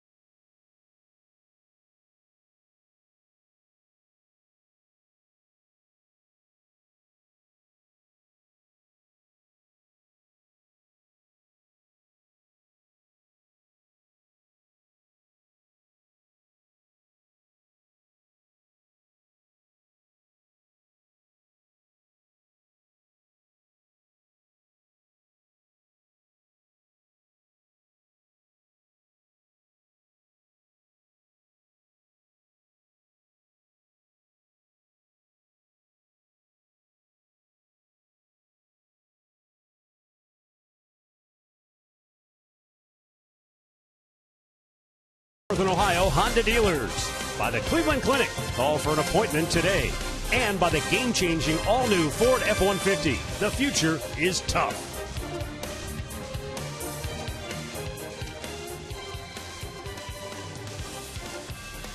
All right, 5-2. The Indians lead it. 5th inning. Tucker Barnhart, Brandon Phillips, Zach Cozart due for Cincinnati. All right, the boys went and dug around, and that doesn't surprise me. It was a rather convoluted and not easy to decipher deal, but it essentially, Fermin went to Pittsburgh or went to Cleveland, and Jay Bell went to Pittsburgh. But it was, if I just read it to you, you'd be confused. Okay. There was a guy that got traded, Denny Gonzalez, for a player to be named later, and that player to be named later finished an earlier deal that involved Jay Bell. So it wasn't a one-for-one swap, but essentially that's what happened. They traded places. Well, you were right. I should have known. You were right when talking about the Pittsburgh team down there. You would know it. Well, that was a team that I think a lot of baseball looked at and started modeling how we can build around young players. You know, you want to have veterans, you want to have free agents, but it starts with your own guys, your core guys. You have to build young. And then what the Indians did in the mid-'90s is they took that same blueprint, and John Hart went a step better and said, let's get rid of the arbitration years as Barnhart goes down swinging. And that's how they built those teams of the mid-'90s. Because you can build with young players, but if you're not careful, they get to arbitration. Now you end up in that ugly arbitration situation. But they were signing their young, you know, and taking those years away from That's what the Pirates failed to do with guys like Bonds and Bonilla. they weren't able to keep him long term. Well, not everybody wanted to do that, though, either. Well, there was a risk involved. Yes, there was.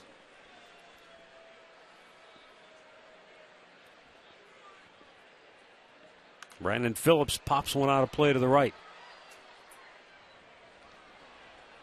Today's Levin player profile features Brandon Phillips, who is a terrific all-around athlete. Signed originally with Montreal, and then was involved in that monster trade for Bartolo Colon. Came to Cleveland with Grady Sizemore and Cliff Lee. And he was the guy initially that everybody raved about. He's thrown out here because no one really knew who Grady Sizemore was. He might have only been in A-ball at the time of the trade. Right, I think he was. And Cliff Lee was a left-hander that, obviously had some promise. But Brandon Phillips was the guy that everybody initially said, okay, this is a good trade for the Indians. We're not sure who these other two guys are, but this Brandon Phillips kid's going to be a good athlete, good player. All three of them turned out to be very good big league players. Unfortunately for the Indians, Phillips' career blossomed when he went to Cincinnati. Right, with the trade in Cincinnati. And you know what? That's how it works sometimes. Off the glove of Chisenhall, and he can't come up with it. And Zach Cozart is aboard with 2 down here in the 5th. It'll be an error charged to Lonnie Chisenhall, and that will be his 3rd of the year. Yeah, there's one you got to come in on, and it was just he just couldn't catch it. It deflects off the glove, and and this, when the Indians are starting to play a little bit better right now, their defense is getting a little shakier. But Chisenhall hasn't been in there. That's no harm. 2 outs. Let's see if Carrasco can pick him up, but you got to face a tough out in Votto. Votto singled in the 1st, struck out in the 3rd. That was a big out at that time.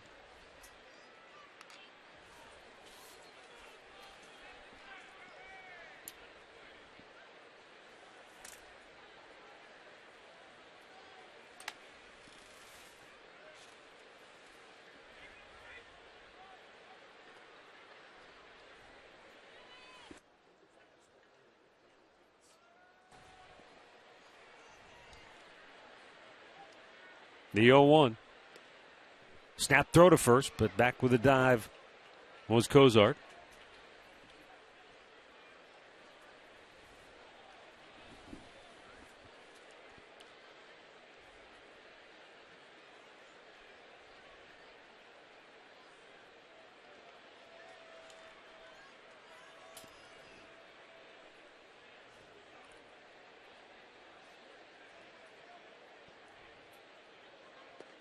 Good breaking ball over the outside corner. Look at Votto, goes into a squat. He doesn't leave the box, though, does he? He stays right there. It was a good pitch.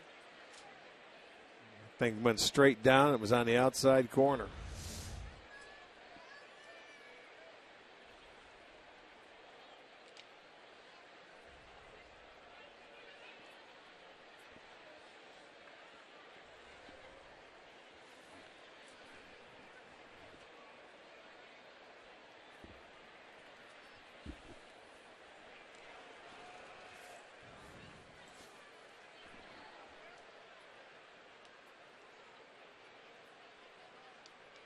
Runner goes, and the pitch is low. Throw to second. In time. Erased again. Boy, Roberto Perez has thrown out a pair of would-be Reds base stealers tonight. And we'll go to the bottom of the 5th. 5-2 Cleveland.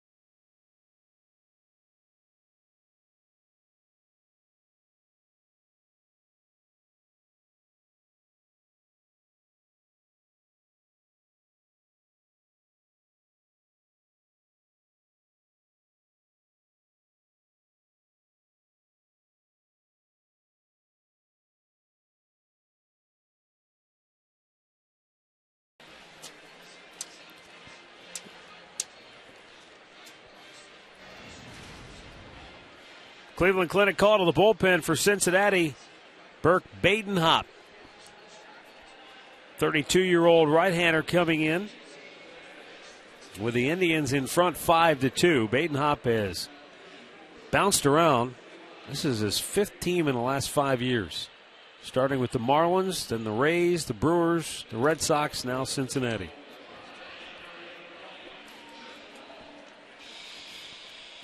And in his 15th appearance, he has had his issues.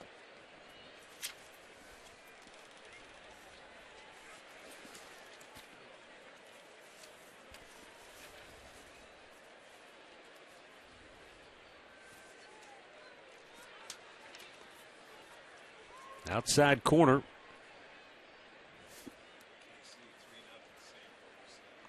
Badenhop has pitched better here in the month of May. 5 games, he's given up 2 runs in 6 2/3 innings. Hard smash, backhanded by Phillips, gets up and throws out Chisenhall. Well, Brandon makes that play look easy. No big deal for him on the backhanded side. He's going to go down on his belly. But he knows he has time to get up to his feet and make the throw. We've seen him make them from the seat of his pants, from laying on his back. He's an outstanding second baseman. There was a time where he made almost a nightly spectacular play. Yes. Well, he's a good one at that position.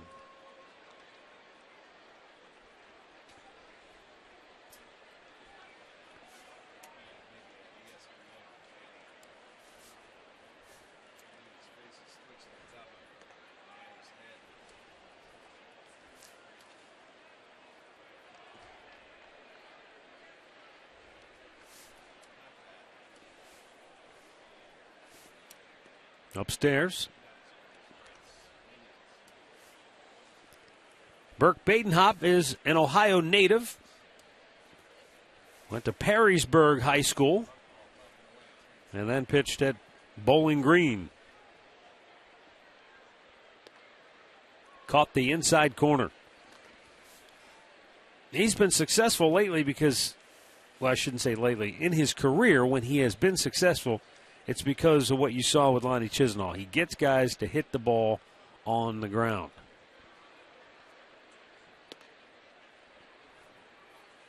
Not an overpowering guy, not going to blow it by you.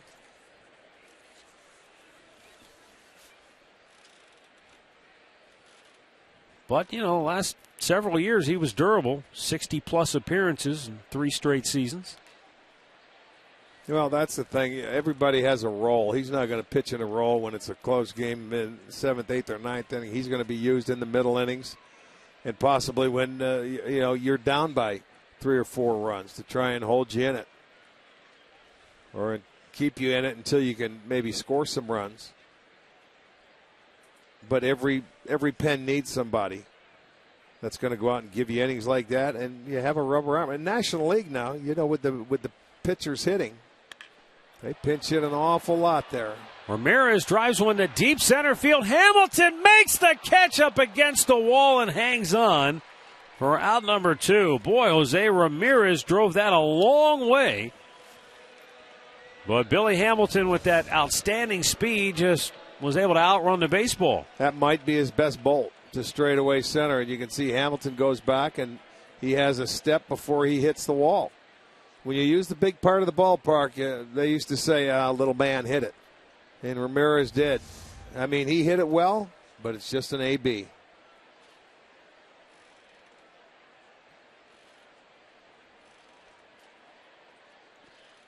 Way outside, ball 1.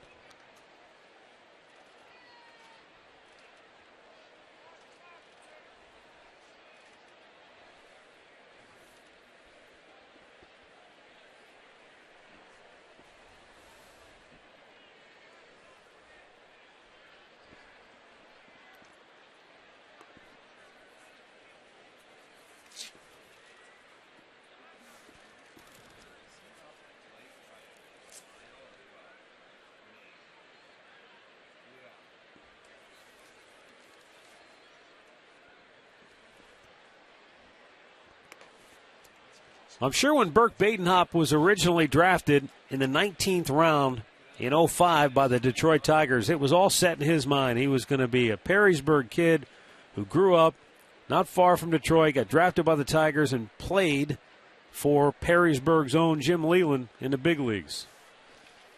But it didn't work out that way. Jim Leyland, of course, did manage the Tigers, but they were able to the trade that sent Badenhop from Detroit to the Marlins was a rather memorable deal. It involved a guy named Miguel Cabrera, Dontrell Willis. Oh, by the way. Yeah, and so Burke Badenhop was, what do they call that, collateral damage. He was thrown into that trade, so he ended up never getting a chance to pitch for the Tigers. But he got to make his major league debut with the Florida Marlins, then the Florida Marlins, before they were renamed the Miami Marlins.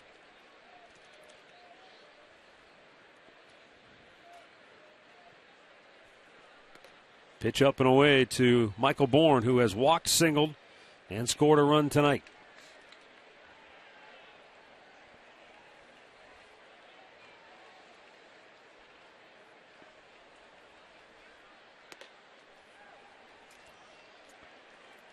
Well, he doesn't want to throw strikes. Chisenhall led this inning off, hit a ball very hard that Phillips made a nice play. And then Ramirez hit one to the base of the wall in center field. Then he walked Perez on 4 straight. The pitchers are having a tough time throwing Perez strikes in the last few days.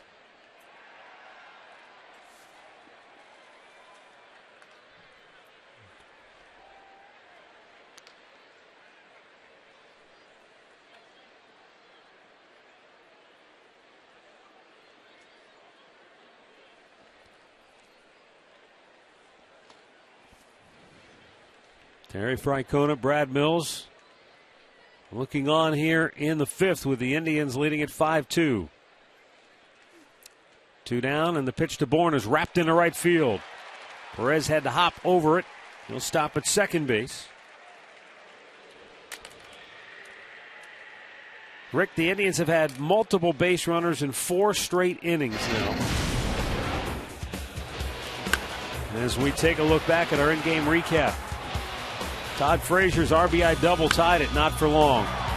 Brandon Moss on 1 pitch put the Indians back in front, and that's where they've stayed thanks to Moss, who came up with a 2-run double in the 4th. Yeah, he's had a pretty good night to this point.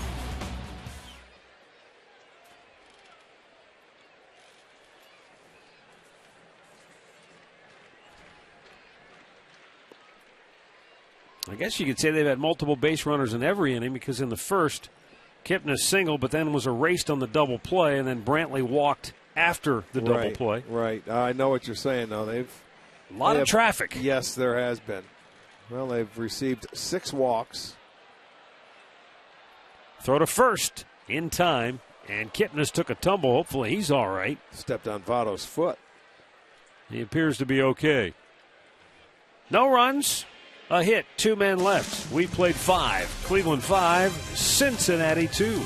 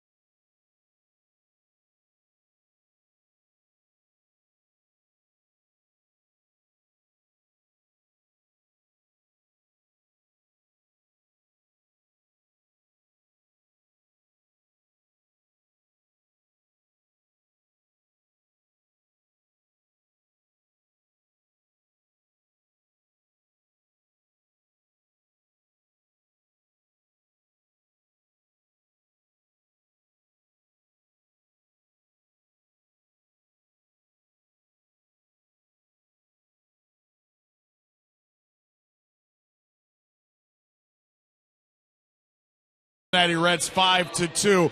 Well, the Indians have been on the road, but everybody wants Tito Francona to be as comfortable as he possibly can throughout a game. Now, he's never had a stool or a seat because he's always at the end of the dugout, fellas. So finally, when we came back today, the guys decided to give him a little stool. He told me before the game not to bring this up, but Millsy told me I had to. So, Arch, tomorrow, when you need a seat and you're feeling great about yourself, I got the perfect little place to put my arm around you, baby, right there where Terry Francona has, because Terry's not sitting on that little seat. Trust me. And he won't. But I'll tell you what, if Terry says don't mention it, and you went with Brad Mills, I think you're going to lose that battle. Well, I might just sit up with you guys the rest of the weekend after you give me this report. And I promise I won't tell Tito. Oh, yeah, right. I won't say a word.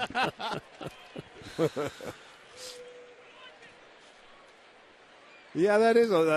It's like a little bar stool, man. You spin around and you can raise it and lower it.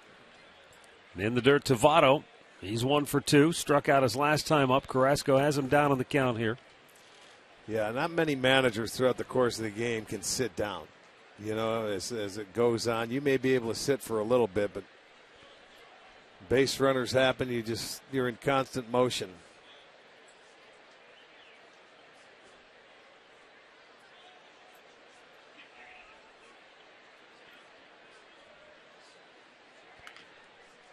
Bouncer foul. And, you know, I'm thinking to myself, Rick, I'm trying to picture in my mind's eye, this isn't a new phenomenon. I'm sure, I can't remember Earl Weaver ever sitting down in the dugout, man, pacing Billy Martin. Earl Weaver used to smoke a couple packs of cigarettes. You could hear him yelling at you in the dugout, or yelling at his pitchers to throw strikes. He would never sit down. Managers just don't. They just don't. No, you don't sit down. Too much nervous energy, for one thing, I bet. Anybody that, boy, oh boy, I'm trying to think. I don't know if Gene Mauch, he used to just sit there and stare a little bit, but I'm trying to think of guys that really sit down while they watch a ball game. It's hard to do. Pitching coaches are normally the guys that sit. Managers can't sit. There's too much going on there. I mean, in their mind. They're thinking 100 things at once. Yeah, and you're thinking 2 innings ahead. Hit that off of his foot, and he went down in a heap. Pops up quickly.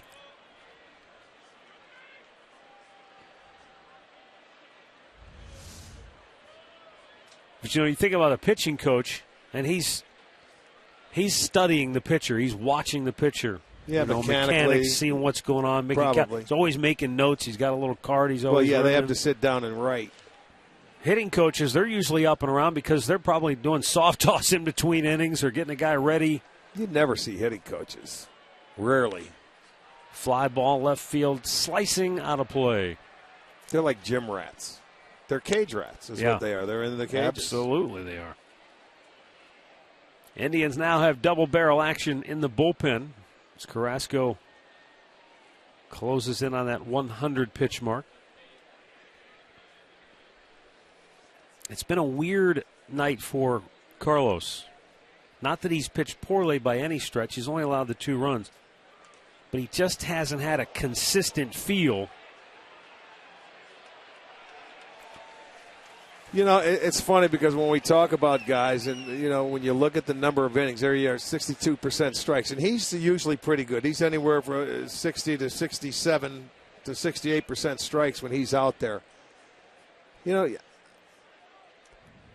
you get used to seeing somebody like Kluber or something, and they're so consistent. These young pitchers have to learn that.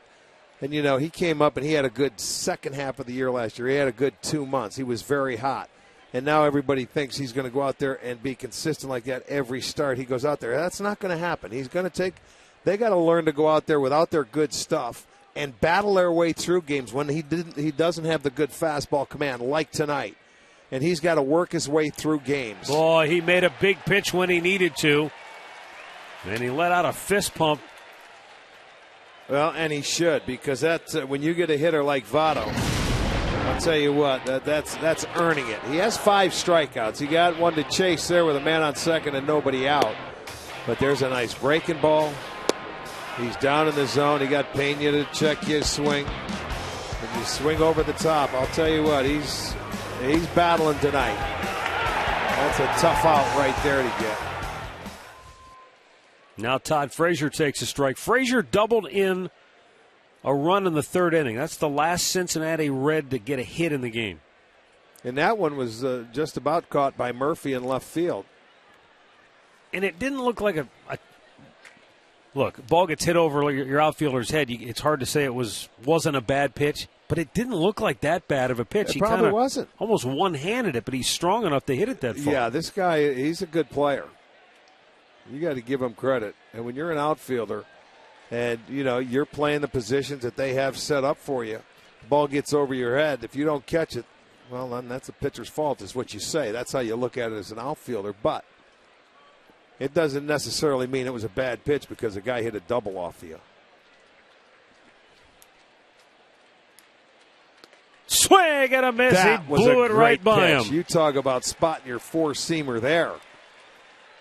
And I think Carrasco knows this is the end, and he wants to go out in style. Remember, he completed a game, an 8-inning complete game on the road. Bullpen was tired in his last outing. I don't know if that had any effect on him in this ball game. But I'll tell you what, he's reaching back right now, and he just got two pretty darn good hitters. Trying to finish strong now with Marlon Byrd, who is 0 for 2 tonight.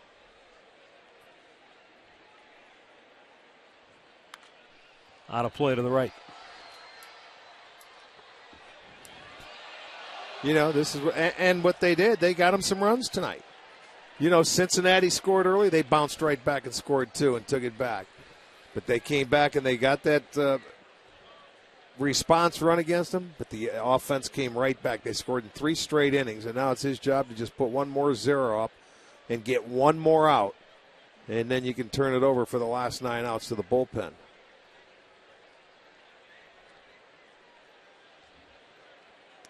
Oh, yeah. Painted the outside corner. And it's 0-2. Marlon Byrd not happy. Well, they're telling the guy it's not a strike because they can't hit it.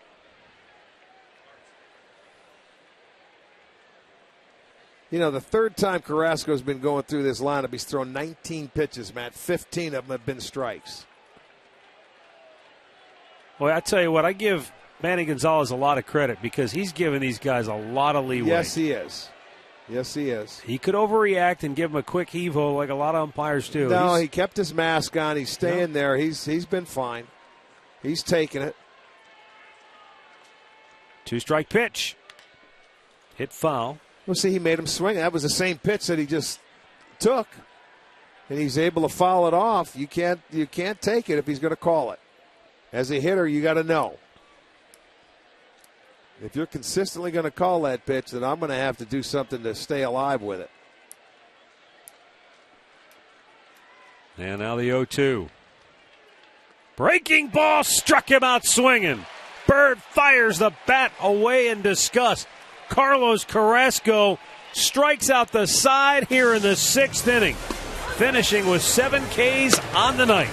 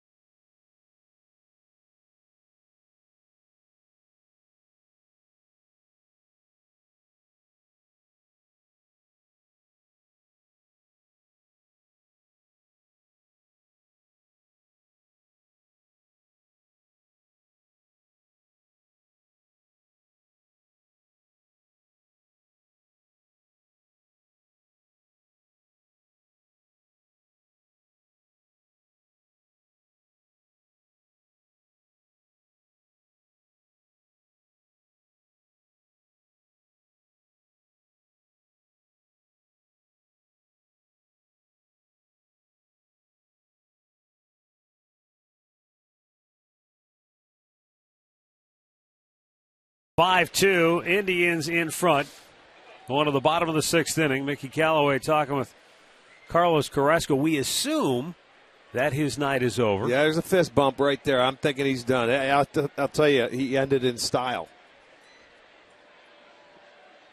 7 strikeouts, 6 innings. Got a 3-run lead. Good job. Now Carlos Santana leading off. Home half of the 6th inning. 0 for 3 on the night.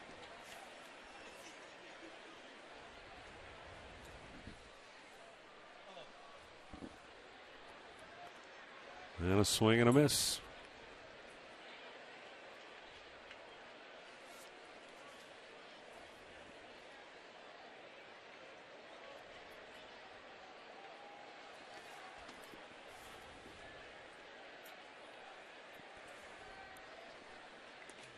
Low and away.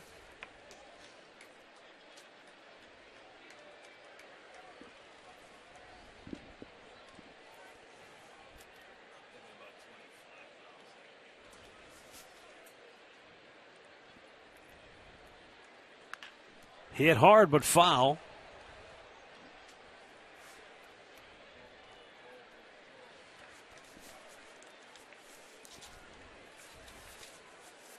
Carlos Santana probably wondering, when will this miserable slump end?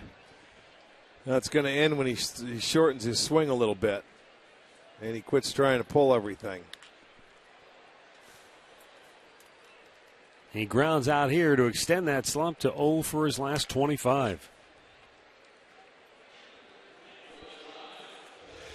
The 2015 FIFA Women's World Cup begins June 6th as the U.S. women's national team takes on the best in the world in search of their 3rd World Cup title. And the only place you can see the Women's World Cup is on Fox and Fox Sports 1.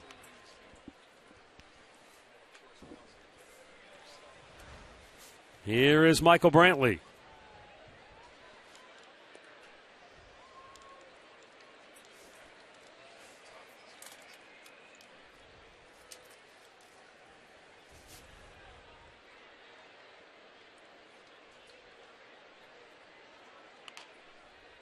Little chopper to first.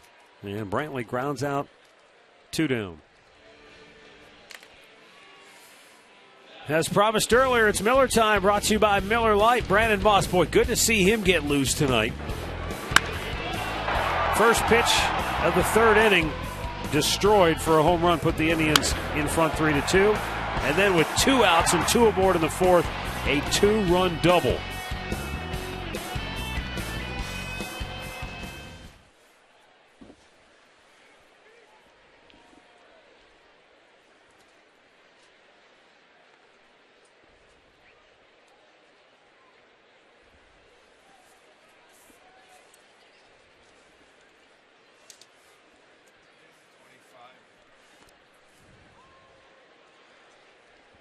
Moss is now gone ahead of Michael Brantley for the team lead in runs batted in.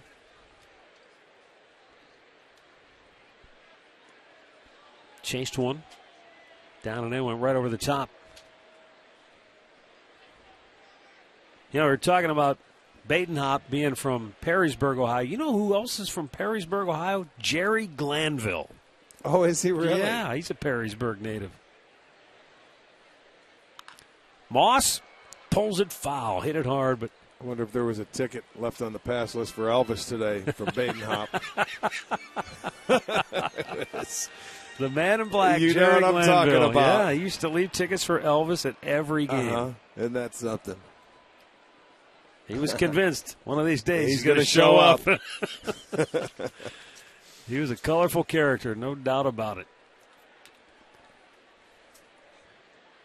In the dirt. 2 balls, 2 strikes.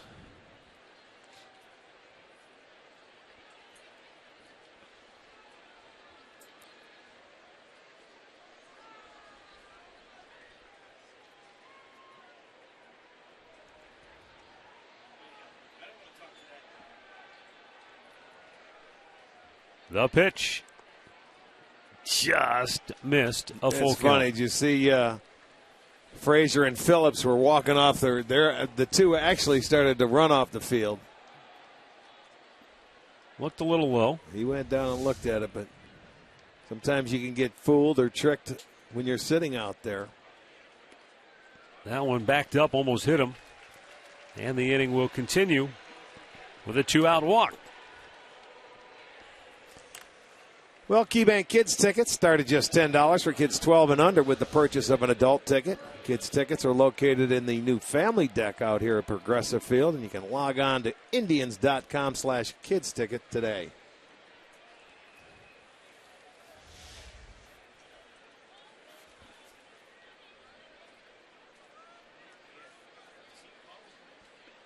And a little bit low, ball one.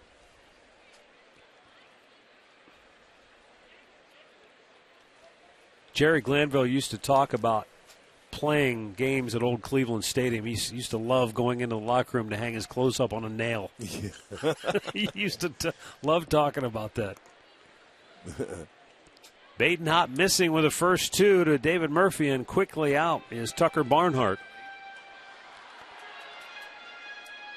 Well, you know, when you had that, the old clubhouses over there, even though it was as big as it was, those were still small facilities for 50 guys to come suit up. You're not kidding. You had to come in waves. I covered quite a few NFL games there over the years, and it amazed me at how you could put an entire NFL team in one of those tiny clubhouses. No kidding. And at the end of the game, they would shower and get cleaned up and packed up and get out of there. Yeah, guys like Tony and Marty, their job in a football sense, I don't know how they could have done it with all the gear and packing up and putting it away. And back-to-back 2-out walks keeps the inning alive now. Lonnie Chisenhall's coming up. Jeff Pico going to make a visit to the mound. Cincinnati pitching coach is coming out. Now, when you were playing, did you ever have to, in like September, would you have to pack up your stuff August. And clean out? Absolutely. Anytime the Browns had a preseason game there, we had to take all of our stuff out of that clubhouse. We'd let it live with the rats that were over on the inside part of the stadium. And then, when we came back, we'd get it back out if we happened to be going on the road. Yeah. Yeah. That's amazing that as big as that stadium was. Well, they had to use upstairs, and they added that later. They wouldn't have had an extra clubhouse or an auxiliary clubhouse knowing that you would have multiple and then teams. In football, with the taping and everything that goes on with the trainers, they had to probably do some of that at the hotels, I would think. Probably.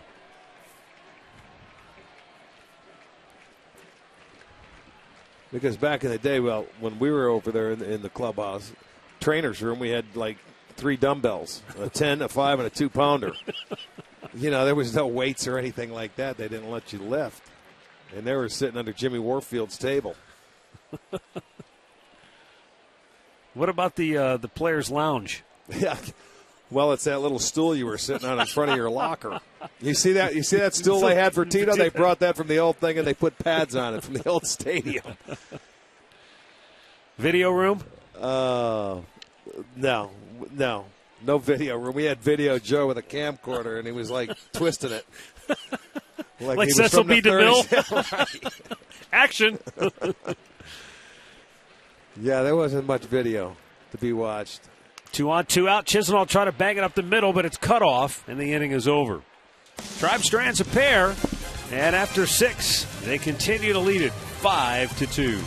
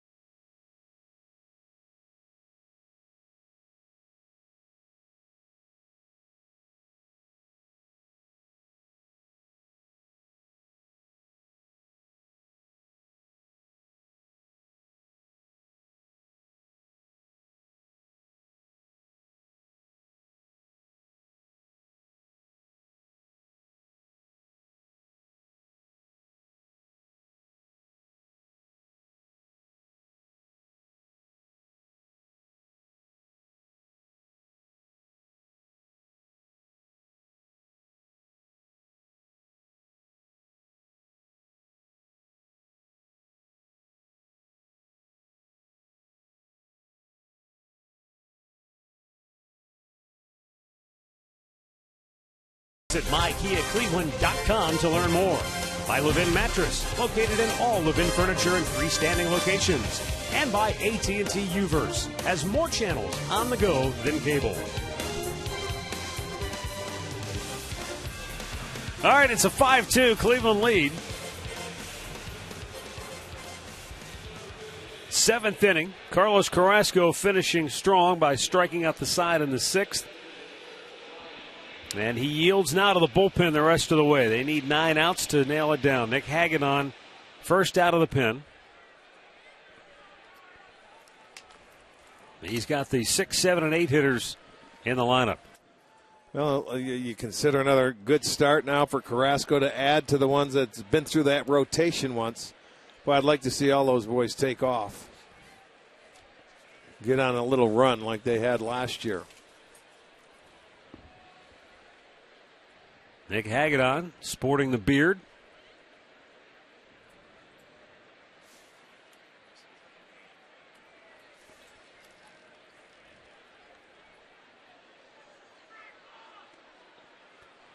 Two balls, no strikes.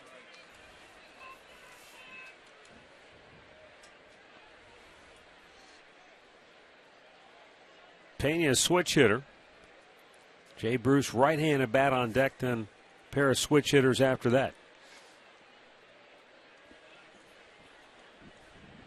Yeah, I don't know why I just flashed back and thought about this when we were playing the Cincinnati Reds in a game last year, and Murphy was on first base, and there was a ball that was hit. And remember the ball that got out of the bullpen for the Cincinnati? Ball was hit to right field. Yeah, there were 2 balls coming in. And that ball came out of the bullpen almost at the exact same time that ball went out into right field. The pitcher was Jumbo. Yeah, he's warming up. Oh, you got to be kidding me. That's what I was looking out there, and I'm thinking, I remember that happened last year in a game. And, boy, I don't know if we will Diaz. We will ever see that again.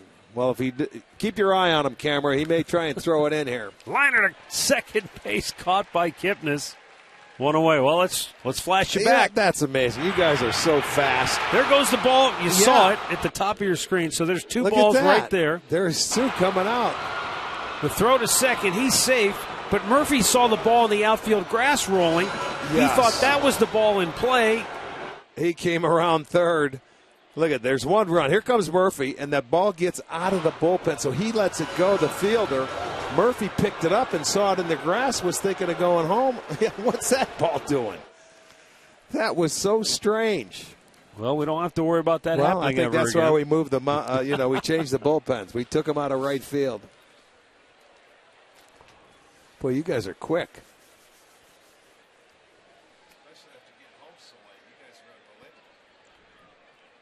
Jay Bruce doubled in the second, walked in the fourth. And a foul back.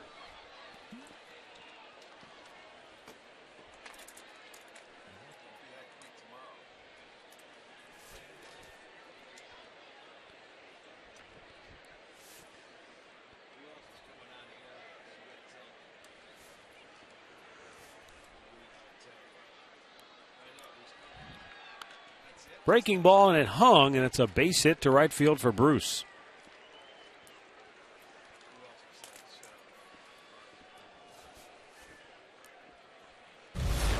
AT&T Uverse Rewind. Roberto Perez has been lethal behind the plate tonight. First, he threw out Jay Bruce, and then he nailed Zach Kozar. Back-to-back innings. I'll tell you, that second one was a tough throw. He picked it, and he came up and made 2 very good throws. Billy Hamilton, 0 for 2. Last time up, Hamilton tried to drag bunt his way on with 2 outs. But home plate umpire Manny Gonzalez ruled the ball hit him after he had left the batter's box. So he was out, and the inning was over.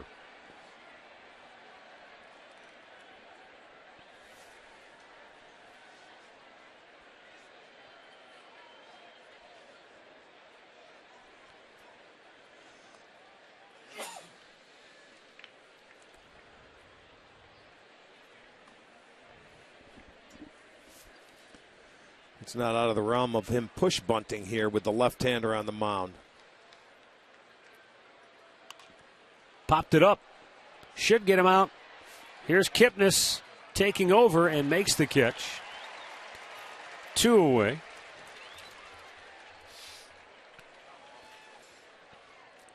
In honor of Memorial Day weekend, Fox Sports proudly supports Folds of Honor and its mission of providing educational scholarships to families of military members who have been killed or disabled while serving our country.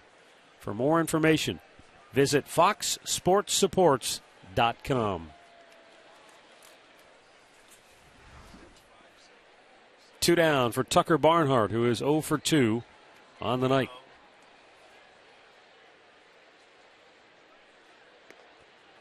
And Hagedorn with a good fastball in there for strike 1.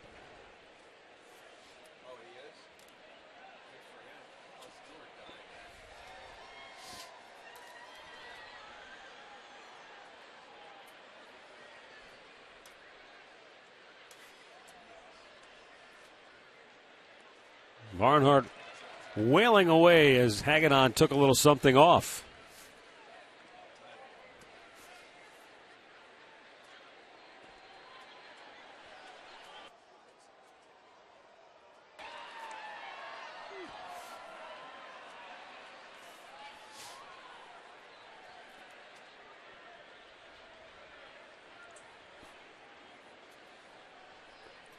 And now the 0-2 pitch.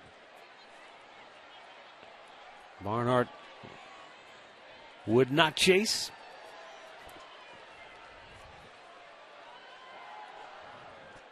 Detroit leads Houston 3-2. They're in the 8th at Comerica Park.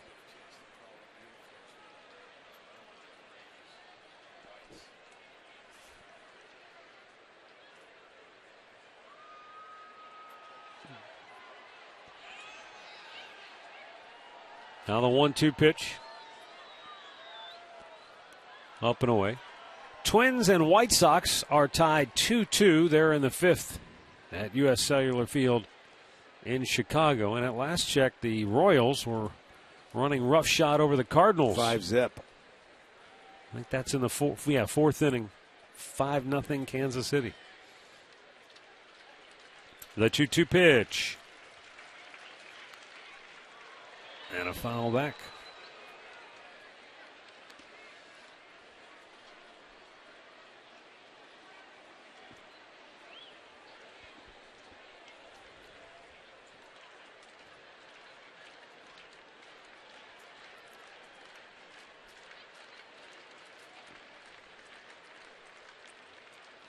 Hagedorn's thrown 10 out of his 15 pitches for strikes. The 2-2 popped back just below us.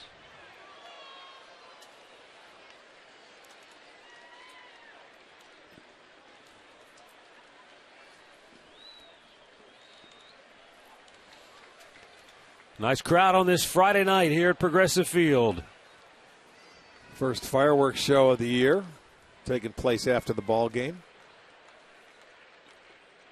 And that 2-2's hit the center. Bourne, plenty of room. He is going to make the catch, and the inning is over. 5-2 Cleveland, and the 7th inning stretch is brought to you by Spitzer Auto World.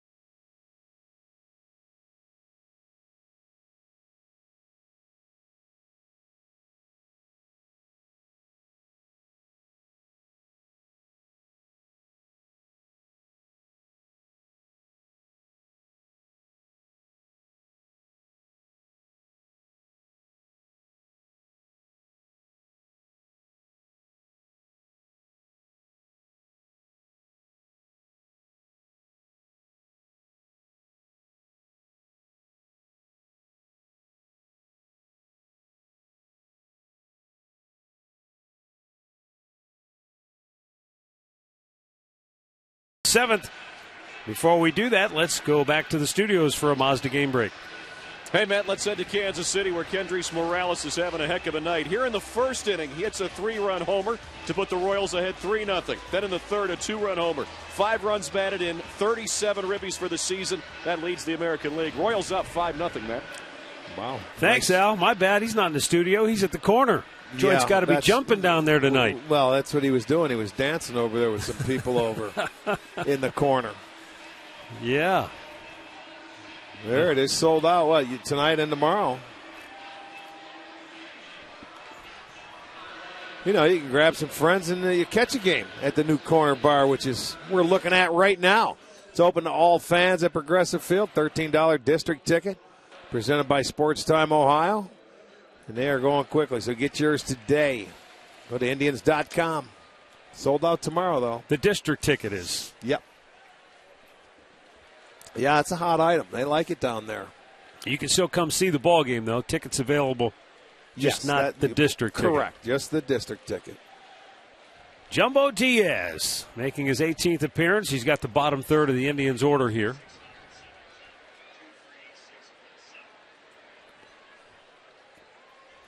It's a big man, isn't it?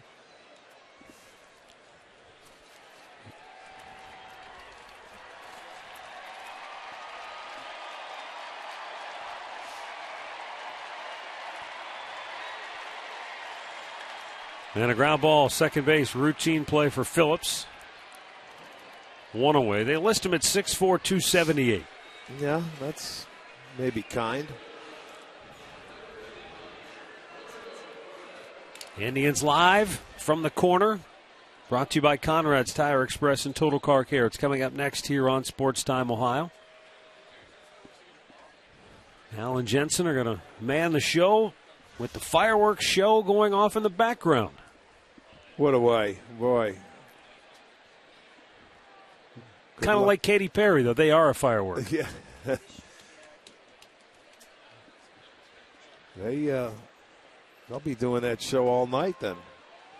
Those are the fireworks shows usually last for a good, 15, 20 minutes, don't they? I'd say that's conservative. Yeah.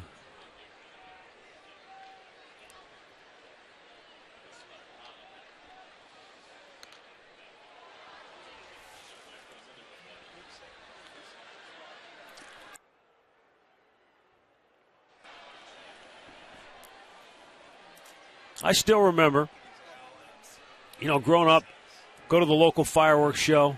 For me and Ashland, you'd go to the stadium and watch the fireworks, and you'd wait for the grand finale. Yeah. And that was the greatest thing. Yeah. First time I went to a big league ball game and saw a fireworks show after, it was like the grand finale the entire time. Yeah. I just couldn't get over that. They put on I know here in Cleveland, it's one of the better shows they put on around the league because just about every place puts them on Friday night where we go because we've got to get in and out. Chicago, Kansas City. Yeah, Kansas City. But they're a little bit longer and they're, I think, a little bit better here. Driven to right field. Long run for Bruce. Dives, can't make the play. And he's got to get up and chase it into the corner. Perez around second. He'll go to third. And he will stop there with a one-out triple. Well, that's the first triple for Perez, and it's going to take a play like this to get one because he sliced it down the line. Bruce on the run. He had to run quite a ways to get it. It's slicing away from him, so he says, I got to catch this ball. And once it gets under the glove and by him, you know it's going to be a triple. I don't care how fast you run. He took a gamble, comes up empty. And now the infield's going to have to play in the first triple for Perez. That's the 6th triple for the Indians on the year. Michael Bourne's had a good night, 2 for 2 with a walk and a run scored, and he lines one toward left field. Making the catch is Bird. Perez tags, but he'll have to hold right there. Bird was just too shallow for him to have a chance to score. And so now there are 2 down. Well, he needed oxygen over there. He wanted to get back there and go, but he couldn't go. No, sir. It's the old bluff.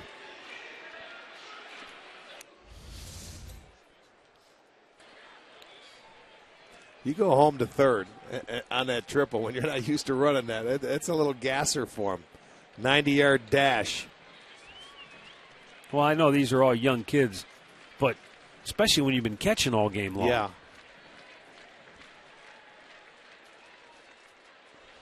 When you see a play like that and a right fielder make it and you can run, you're thinking 4. You're thinking inside the park home run. Yes, you do. You know, I was watching the replay on that, and I was thinking on the same lines as you. But then when I saw the replay, I'm not sure he could have made the play even if he hadn't dove. I don't think he could have cut it off. I mean, no, he wouldn't have. It was slicing away from him. He did the right thing. He had all that way to go. That was his only hope, was to try and, catch the ball with the dive. He just came up a little bit short. No, once you give your angle and you're committed to it, he couldn't change. There's nothing you could do. He had to dive, and you just hope you catch it. And sometimes it's one of those nights that you're just that short. Yep. I missed it by that much. Kipnis chases one down on the zone. He's 1-2 in the count.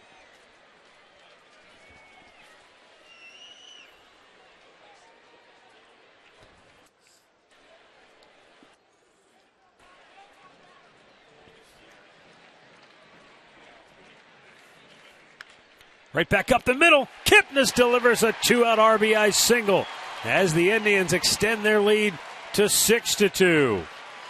Jason has his 3rd hit of the night. 2nd run batted in.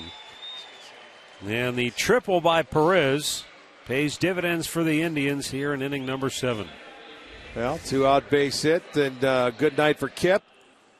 He's walked once. He has 3 singles, a couple of RBIs.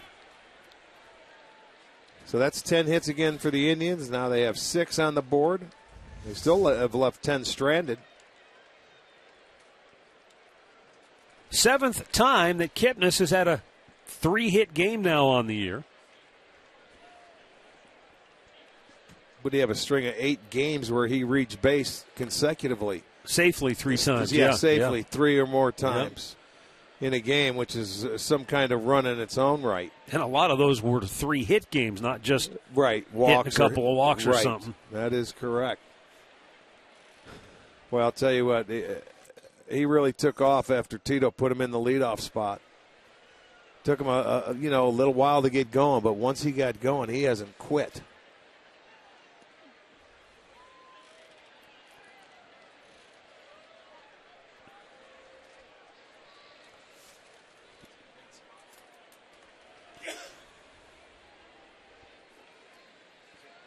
Carlos Santana,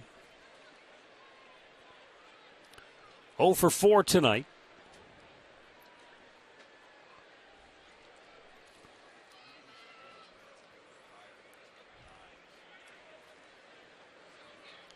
Pitch out, but there was nothing doing.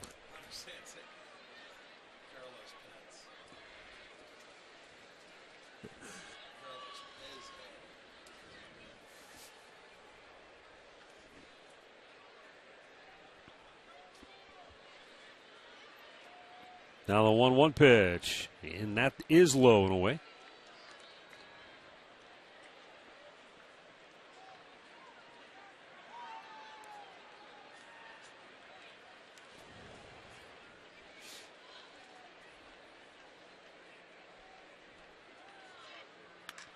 Santana slugs it to deep center field. Nobody will catch this one. Off the fence. Kipnis coming around third. He'll be waved home. Here's the throw, and it is not in time. Carlos Santana snaps his 0 for 25 slump with a 2-out RBI double to center field. The Indians have scored twice in the 7th off Jumbo Diaz, and they've opened up a 7-2 lead. Well, he's hit the ball hard. This is the 3rd time tonight. He hit one, went to the track, hit one right to second base. Now this time he's going to find the gap for one, and that's going to be, that's going to help him. That hit the wall on the fly where the screening is out there. Now where their bullpen is at, and Kipnis able to score from first with 2 outs, off and running on the play. So they continue to add on. They have scored 2 in the second, 2 in the fourth, now 2 in the seventh, and they have a solo run in the third. So 4 of the 7 innings they've been on the board. You got to like it.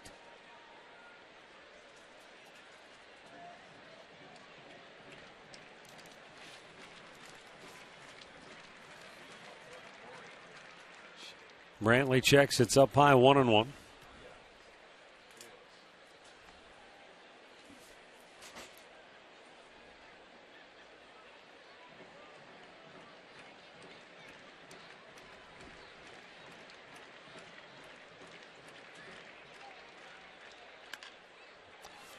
Bouncer to second base. Phillips will flip it over. The inning is over.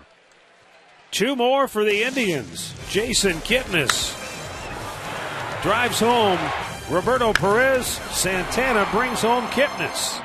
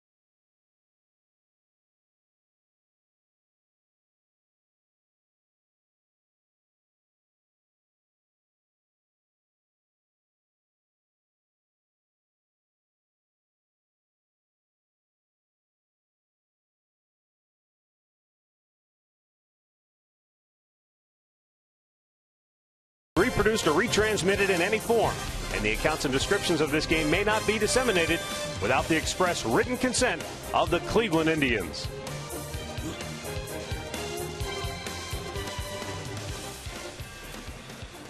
All right, we go now to the 8th inning, and the Indians' third pitcher of the night is number 34, Zach McAllister. Nick Hagedorn worked a scoreless 7th inning.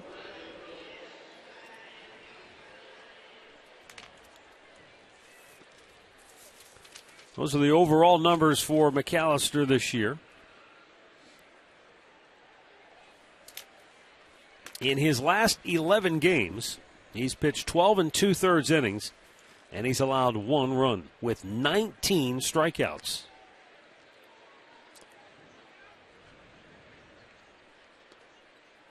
So overall, as a reliever, his ERA is 1.71. Yeah, he fits that role. He took off when he went back into the bullpen.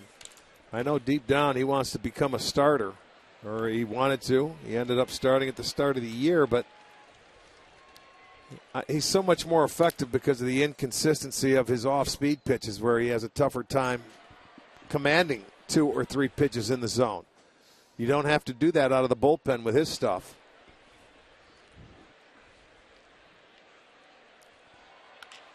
Slowly chop. There's the little cutter there. Chiz flips it over. And Phillips is out number 1.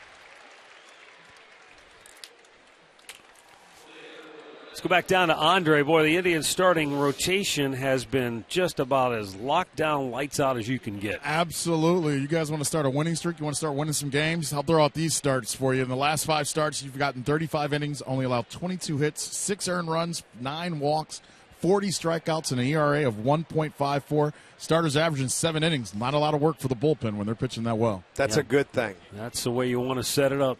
That's a good thing, because the fewer outs you turn over to that bullpen, the easier it is for them. And then you might be able to get a couple of guys out of that pen locked down to throwing back to normal. Good breaking ball from McAllister.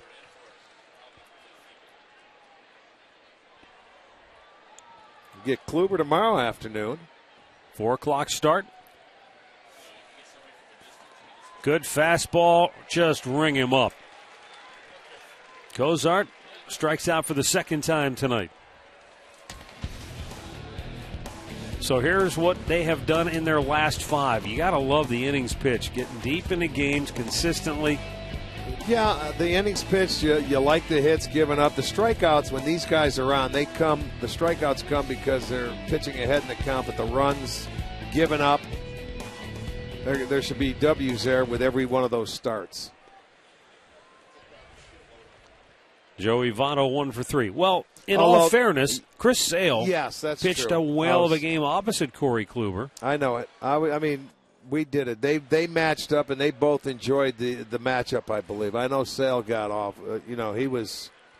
You could tell by body language, by watching him, that he knew he was locked up with Kluber, and he was going to try to match him as best he could. And he gave up the first run in that game, but it came down where he hung on.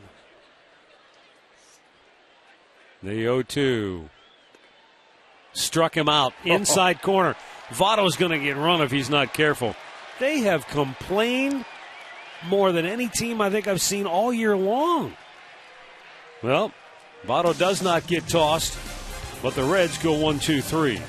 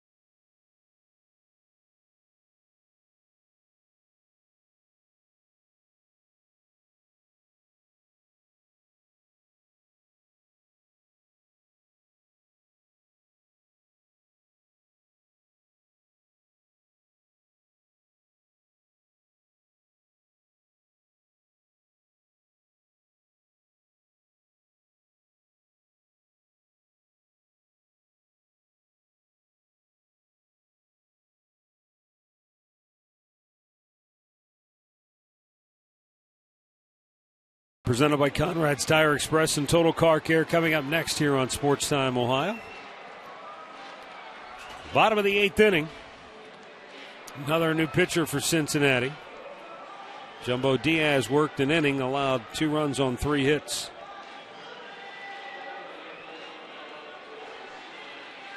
J.J. Hoover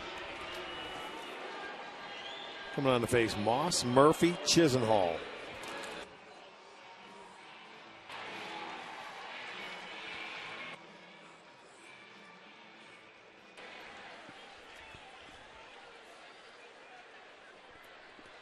Brandon Moss having a big night.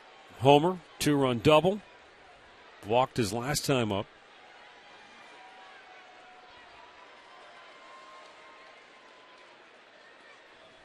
Big curveball for strike 1. Yeah, he had the leadoff home run, giving the Indians the lead right back in the 3rd inning. And then a little add-on double in the 4th with 2 outs. So he did the damage at the right time.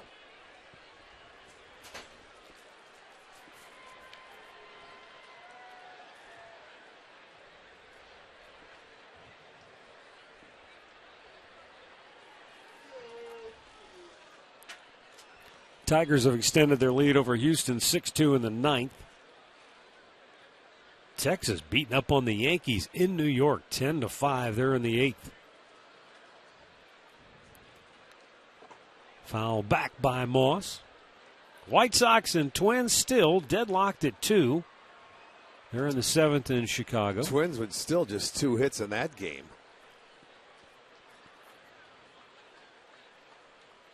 Boy, the Angels whipping Boston at Fenway 11-4 in the seventh.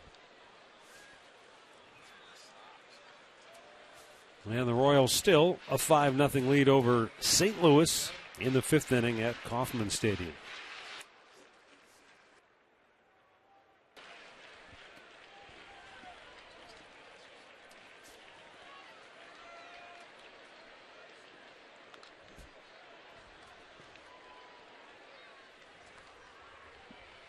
Here the Indians have a 7-2 lead over Cincinnati. A 7-11 game for Cleveland. 7 runs, 11 hits, 11 left on base. Missed inside. Full count.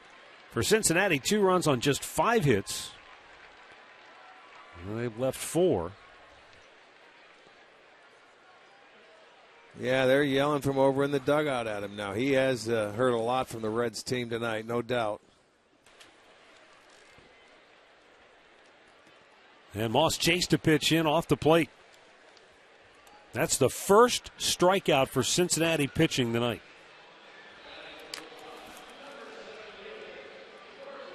Pat O'Brien play of the game.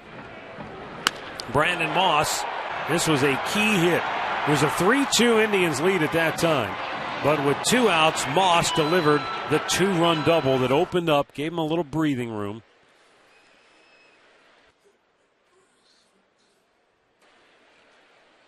And, of course, what made that all the more important is Carlos Carrasco never let Cincinnati back in it. And the bullpen has held up their end of the bargain. Nice play by Billy Hamilton. He kind of lost his footing there at the end of that play. He outruns the ball, doesn't he? I knew he had a good jump on it. He's in left center field, but boy, Murph can't believe that he got to it. He catches the ball, and then I think he knew he was getting close to that track, so he goes down on his stomach. But boy, he covered some ground. Takes an extra base hit away from David Murphy, who already had 2 hits on the night.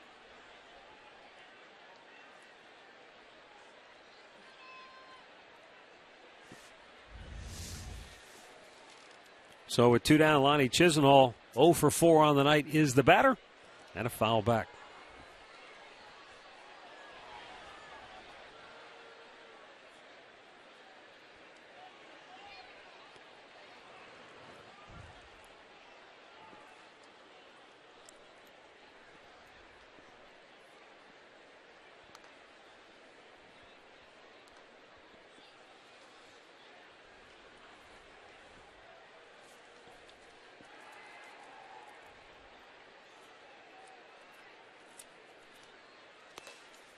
Chase to fastball, good one.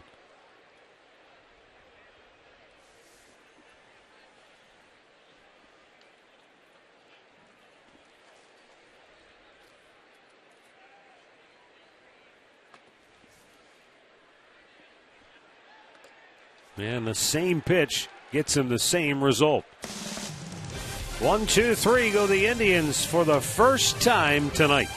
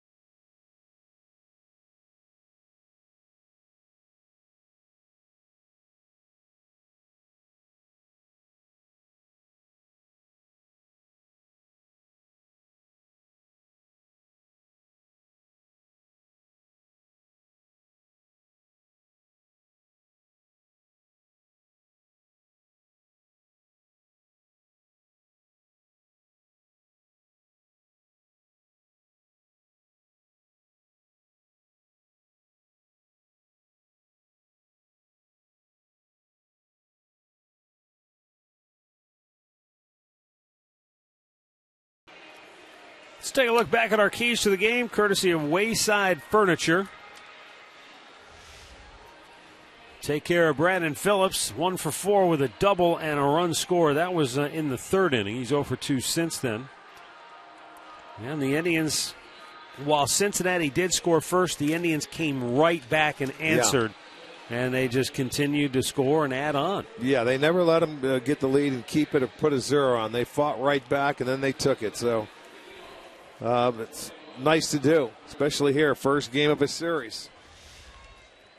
Trying to win a series opener at home for the first time this year. They've done it twice on the road, but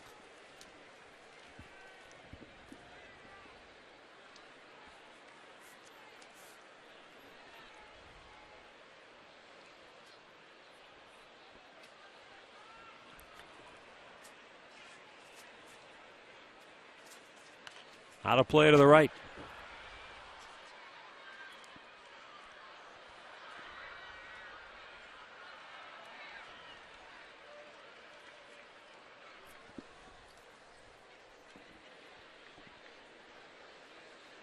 Upstairs, Todd Frazier with an RBI double back in the third. That was the last run the Reds scored tonight. And since his RBI double, they have 1 hit. And that was a 1-out single by Jay Bruce in the 7th. Yeah, they took a little steam away from him from scoring in 3 straight innings. And then there was some pretty good pitching by the Tribe.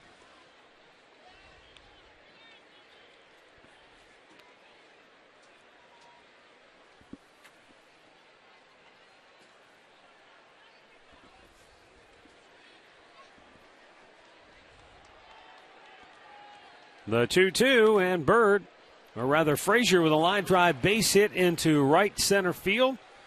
And now Marlon Bird will bat with a runner aboard.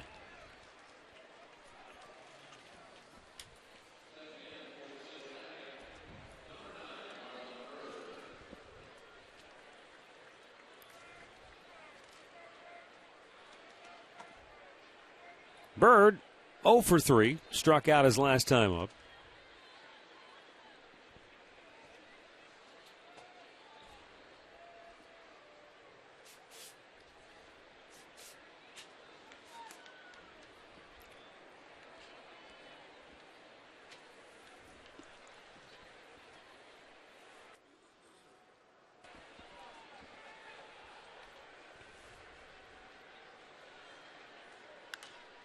Popped him up. Shallow right. Kipnis looking, and it's going to be Moss who makes the catch. 1 away.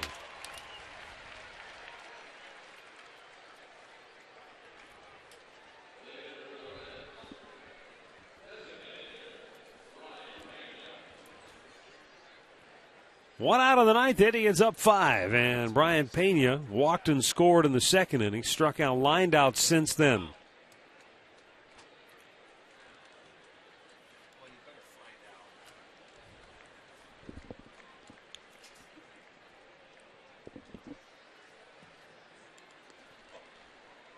Right at the bottom of the zone, strike 1.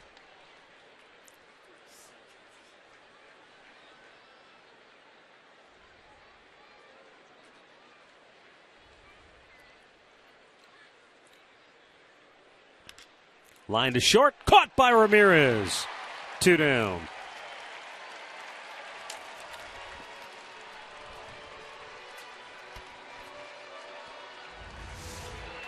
Another look here is Pena. He stayed on it. Nice line drive, but Ramirez right in the tracks of that line drive. Jumps up. Out number 2.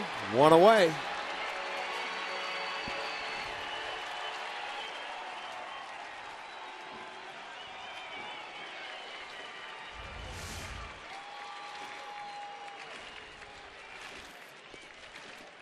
Jay Bruce, 2 for 2, a double, a single. He's walked tonight as well.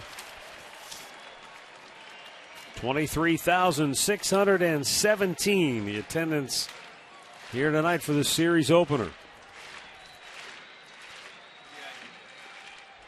And that's a little bit outside, 1-1.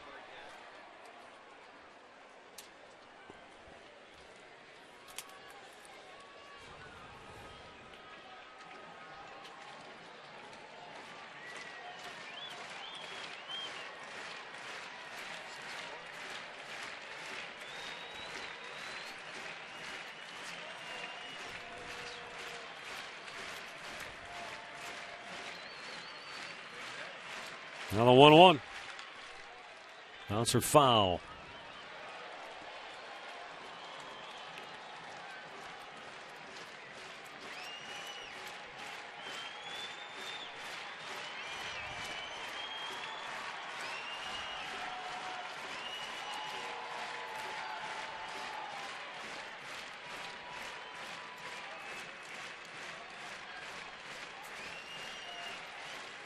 Two away. And the 1-2 pitch. Just missed inside. Well, good try. They've been throwing them away all night long. They're going to try and hit on that comebacker. You see Perez bring it back into the plate. And Jay Bruce will wait the 2-2 pitch out and foul it back.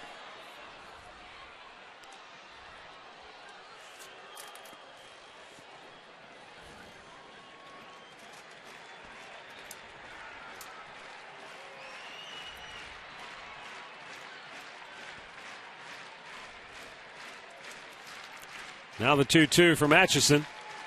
In the dirt, bounces away from Perez. Down to third base goes Frazier.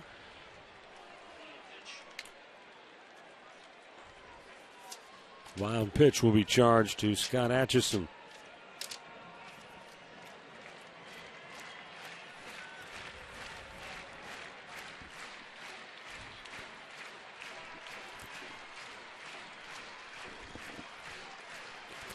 Three-two pitch and a bouncer foul.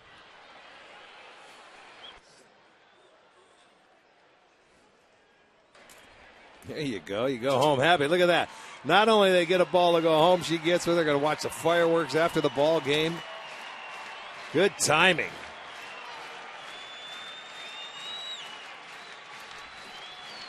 Here we go again. 3-2 delivery. Ball four. And coming home from third, here's the throw, and Atchison couldn't quite get it. The ball was in the dirt. He had to try to scoop it out, so a run scores on the play as Jay Bruce is aboard on the walk. This would have been close. It's a wild pitch. It's the second one of the inning. Perez slipped with his footwork, and you see Atch trying to get the ball, but he never had control of it, so that run will score from third base. You're right, though, Rick. If he'd have been able to make a good throw, he's out at home. I thought so. I mean, but his foot slipped on him, and he couldn't get anything on the throw. Billy Hamilton. Slow chopper up the middle. Ramirez will have to hurry. Guns at the first, and that'll do it. The Indians put the wraps on this one. They beat the Reds 7-3. The streaking Tribe has won 4 straight and 6 out of 8. The slumping Reds have lost 6 in a row and 10 of their last 14. Indians go to 18-23 on the year, and the Reds are also 18-23 now this season. Winning pitcher is Carlos Carrasco. He goes to 5-4. The loser is Mike Leake. He drops to 2-3. So a good night for the Indians. They get a strong start from Carlos Carrasco. And offensively, they got 3 more hits from Jason Kipnis, who drove in 2 and scored 2. And Brandon Moss had some big clutch hits as well with a home run and a 2-out, 2-run double. What a way to come back home and start, huh? After a 5-2 trip, you get that first one, their first win at home to start a series. That's great news. Carrasco, starters follow suit. They have a little bit of offense tonight, and that's a good way to start. A lot of fun. We'll be back with a final word from Progressive Field right after this.